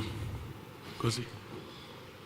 All right. So for us at Ghana Enterprises Agency, insurance is very important. So for all our products, we have an insurance component so that we can minimize the risk.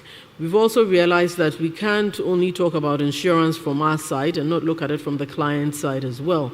Because one of the things we realize is that insurance is a big challenge for a lot of different Ghanaians because they don't want to, everybody assumes nothing will happen to them, right? So we all live in the hope that our shops will not burn down or, our products will get stuck somewhere else. So one of the things we've done is that in the design of our financial literacy and financial inclusion products, we have a whole component that talks about insurance. We have worked with some insurance companies and we've designed insurance packages with them. And that package is also subsidized for MSMEs across the country, which can be found in all our district offices. As you are aware, we have 200 plus offices. And so within that setup as one-stop shops for business development is really access to some of these insurance policies. But it's very important, and it's actually become very important for us because we all live in this country and we hear there's a fire in Makola, fire in Kantamanto, and every time it comes there, everybody picks up the phone and calls me and says, so, then, what are we doing? And so one of the things is, let's start that conversation. We'll support, would help, but let's also try to encourage the use of insurance, the purchase of insurance, so that we can limit the headache on government as well as the businesses as well. So there's a lot happening in the insurance space with us and our partnerships with some of these insurance companies. Thank you, Kosi. Shaibu. Since we're on the insurance leg of things, maybe I'll take that first. I think there were a couple of things that were raised as well. So on the insurance side, we obviously operate a platform that supports multiple players on our platform. So we have a lot of insurance products, including your own, Francis, IO, which is a partnership between Salam and MTN, with our products embedded both on our app as well as our USSD channel. But we also host many other insurance companies, and we are open to supporting many other insurance products and services. I mean, but taking a cue from this is also to see how we can also develop solutions that also address the needs of SMEs. So it's a challenge that we may want to take together to craft something to serve specific needs of our customers. I'll probably take a few other comments. I think one comment was around how do we give a bigger ticket size loan to merchants. What I'll say is that watch that space. We have some merchant proposition that is in the pipeline, and hopefully we should be able to get that.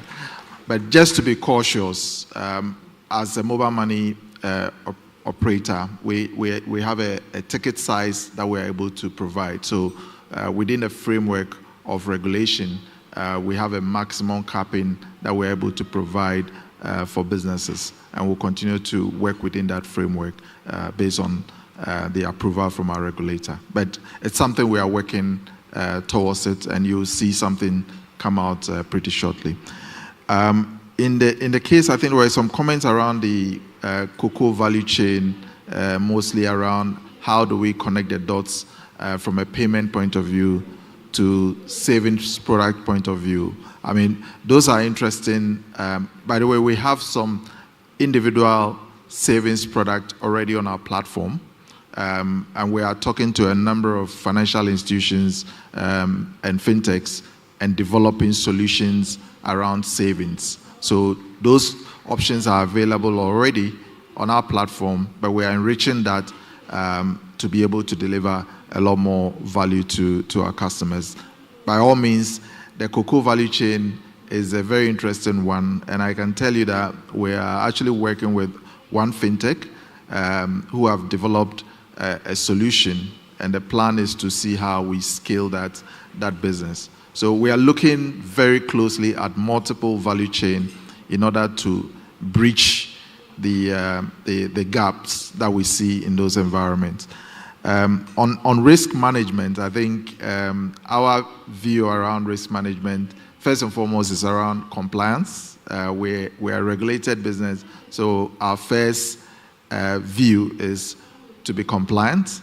But we also have a bar which is also above compliance. Our standards internally are above board in terms of meeting compliance. But we also take a proportional view of risk. So we don't have a one-size-fits-all view of risk because we are a fintech, we're a technology company, and if you are driving innovation, you also need to look at your risk from the point of view of how do you ensure compliance, but also deliver innovation at scale. And it's a fine balance that we do in order to deliver innovative solutions to our customers.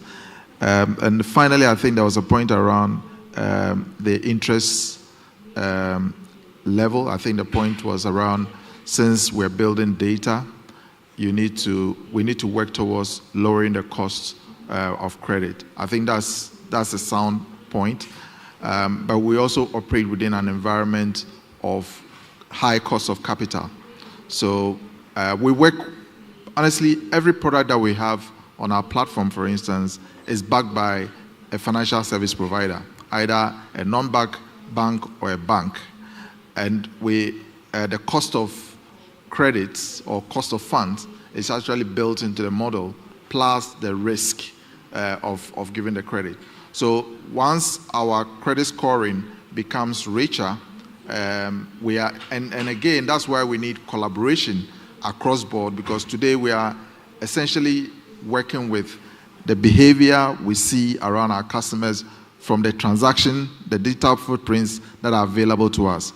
If we're able to triangulate that with other data points that are available, then we can have a richer scoring, we can lower our NPL, and by that, we can also improve in terms of the cost of credit. So it's a journey, and I think that we are committed to lowering it, but it requires an interplay from cost of funds to the risk we're seeing in scoring and measuring it. So we'll work towards that, and we're committed on that journey. Thank you very much. Thank you, Shaibu. Angela? I think Shaibu said most of everything I was going to say, but I think one of the other points on insurance is the fact that it's also one of education.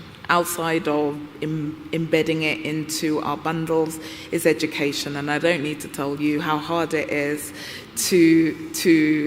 for people to pay for the future. You know, this mentality, and culturally we believe God will provide, inshallah, it will be okay. So the idea of putting money away for tomorrow that you could spend now, when you look at our age profile in Ghana, you know, Gen Zs, Gen X, etc., they're not thinking about tomorrow. So then you have to start building products and services that have gamification in them, making sure that they're built in even our products and services for MTN Business. And I think that will bring you on the road with us in July for SME Month. Thank you very much. A round of applause to my panelists. Great, great, great stuff. Thank you very much, Kwame Enim Somwa, CEO of AS Somwa Farms. All the Enim Somwas I know are big farmers. There is Dr. Henry Enim Somwa, who is sitting there in white. If you grow soya better than him in Ghana, you'll be arrested. And so, Kwame, thank you very much. Kosi Yankee Aye Enchua, thank you. God bless you, CEO of Ghana Enterprise Agency. Fellow farmer Shaibu Haruna, CEO of Mobile Money Limited, thank you. And Angela Mensapoku, Chief Enterprise Business Officer of MTN. Thank you all very much. Since you are all chiefs, maybe I'll add chief to myself, Chief Kojo Boateng, chief of this microphone. Please, let's give them a round of applause as they take their seats. We can do better for them. They've shared a lot with us today. Thank you, thank you, thank you, thank you very much. We shall take another message from MTN. After that, we will have a presentation on MTN Business. And this presentation will be delivered by Mr. Benedict. Benedict will deliver the presentation. Benedict is with MTN Business. So he will deliver a presentation on MTN Business after this break. So ladies and gentlemen, let's take this message from MTN. When we connect, everything is possible. Whatever seems unreachable becomes even closer. Building partnerships, redefining the norms. Because when we connect, being there becomes possible, and new ideas come to life. Stay ahead and stay connected with MTN Business Broadband. Superior internet solutions that drive your dreams. Sign up today on broadband.mtn.com.gh or call or WhatsApp 0244 308 111. MTN. Welcome, Senior Manager, MTN Business, Benedict Bento, to give us a presentation on MTN Business. A round of applause for him as he comes.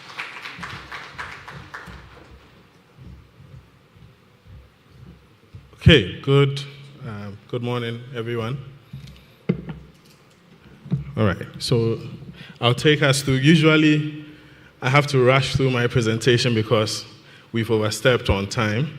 So maybe next time I'll negotiate with Chief Kojo to keep within his time so that I don't have to rush through mine. Today, I'll do 5 minutes, and then I'll possibly not take questions, considering previous experience. So I hope this works. Yes. So for MTN Business, I think based on the discussions that have gone on, to basically make an SME credit-worthy involves providing them with the solutions that establish them as trustworthy businesses. And these solutions are what I'm going to talk to you about today.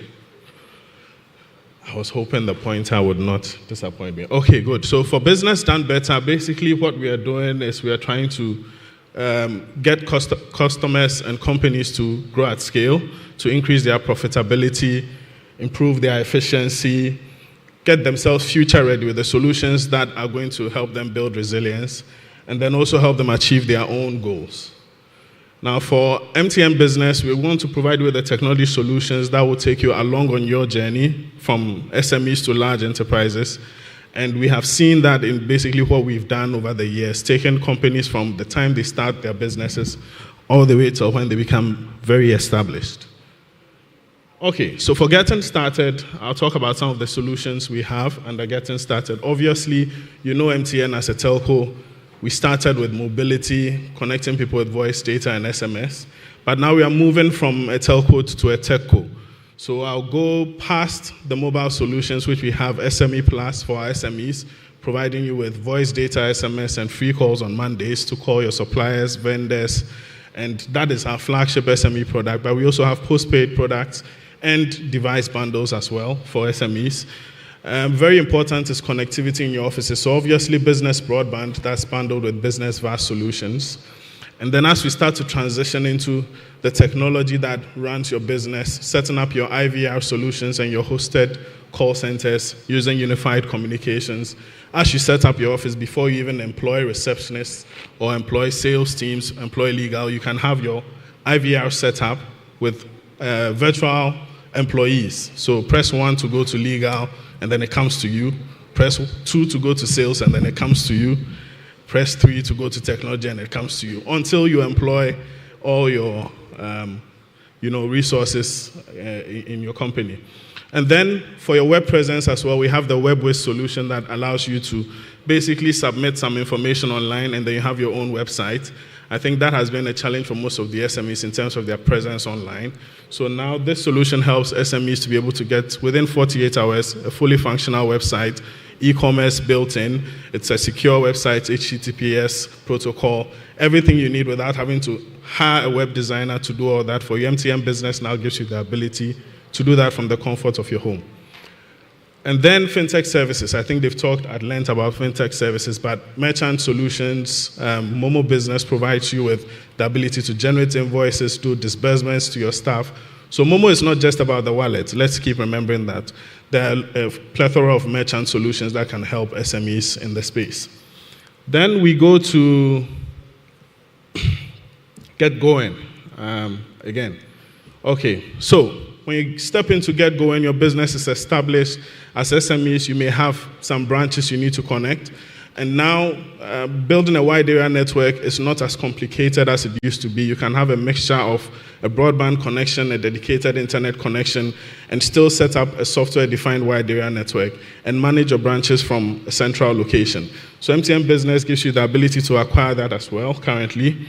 And then, of course, all those who are using the pirated Microsoft, now you have a way to get genuine Microsoft. Contact MTN Business and we'll help you get your licenses.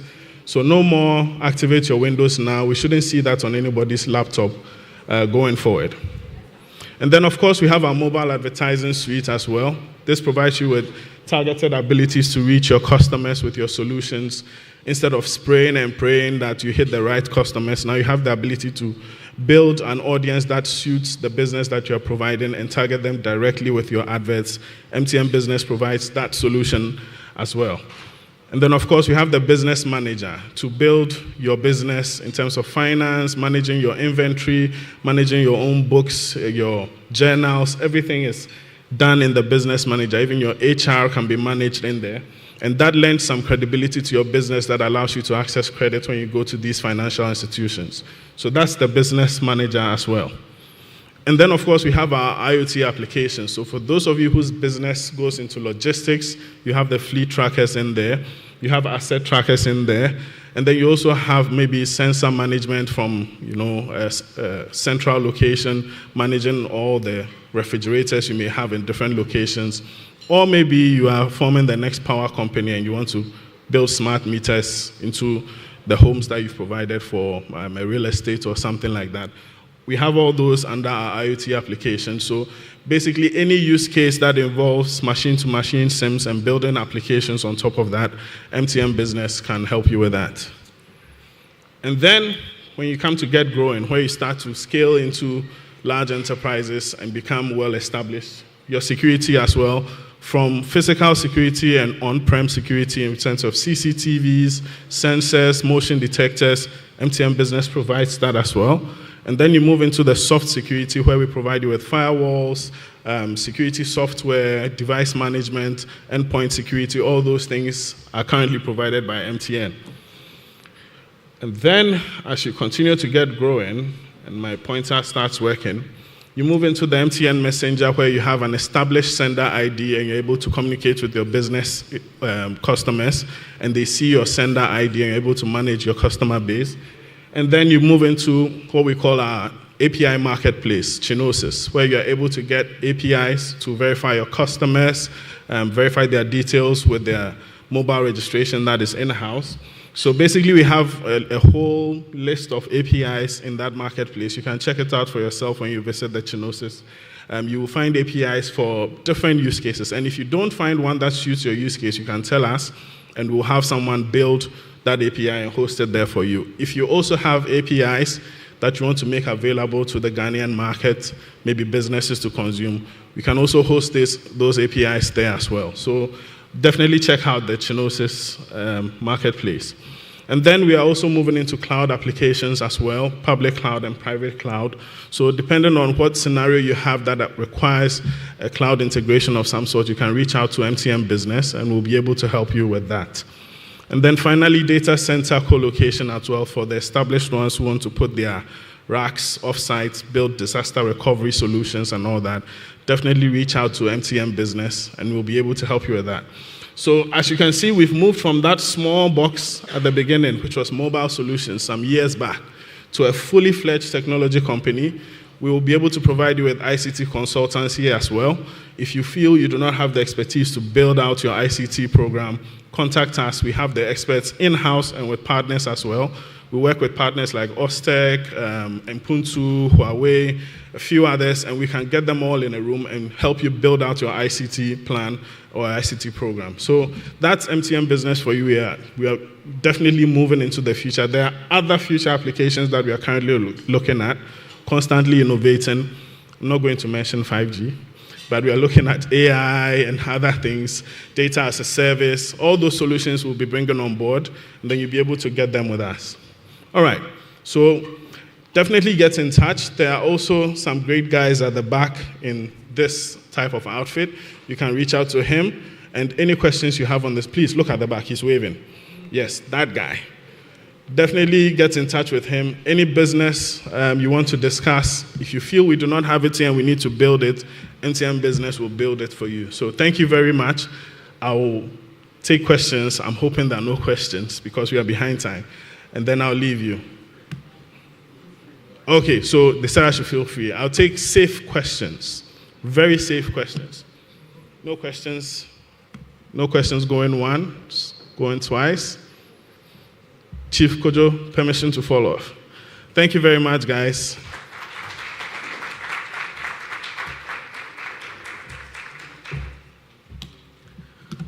Please, let's do it once again for Benedict. I know a lot of you have questions to ask the MTN team, but you want to ask them in person. That's why I didn't ask publicly. So they are at the back. They are dressed just like Benedict. There is Benedict, there is Andy. They are all there. Please raise your hands again, MTN team at the back.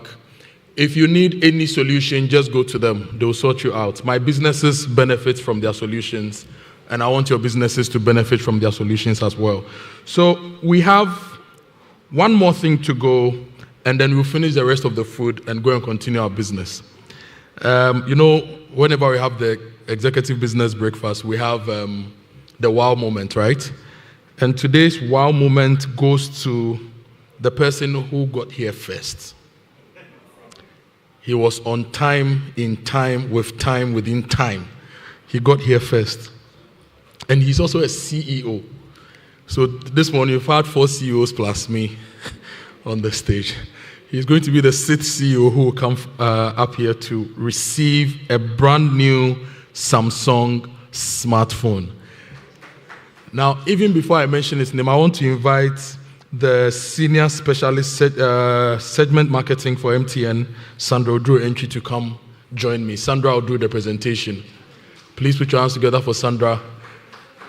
She's coming to dash one person a brand new phone from MTN. These days, the way phone prices have gone up, my phone the screen is broken. When I went to replace it, they said the amount of money to replace it will buy me a new phone. Sandra, check my phone. Please, do you want to come up here? Please come up here. Please come up here. So, ladies and gentlemen, our wow moment early bird winner goes to the CEO of Erime Ventures, Mr. Eric Asare Echampong. Mr. Eric Asare Echampong.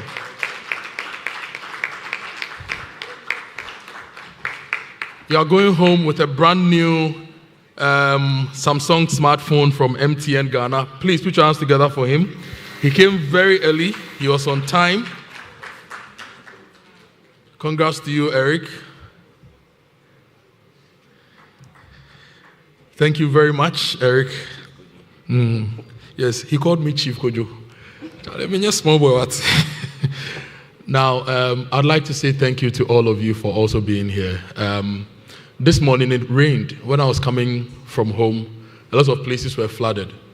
If you go to Christian Village and all those places, a lot of places were flooded. And I was worried that people would not be here. But you all came here, went through the risk and de-risked the weather to get here for this very important conversation. I want to say thank you very much to all of you on behalf of MTN. And thank you to the MTN team for making this possible. We have another one coming next quarter. And next month is the SME month, which is powered by MTN Business. So all SMEs here, talk to the MTN team and find out how you can be a part of the SME month, because it's designed for you. So let's give ourselves a round of applause and a big one to MTN as well. Enjoy the rest of the day. There is more food. Importantly, there are a lot of good people here. I want us to network and see how we can do business together. Till we meet again next time, God bless you. Enjoy the rest of your day. Thank you.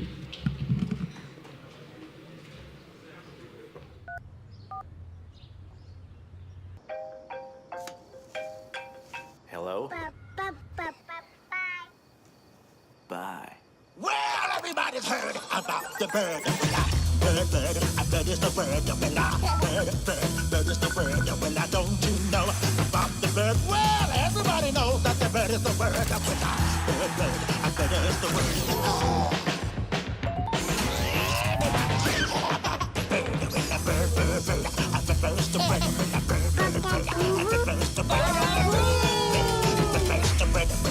To consider the implications. Hello?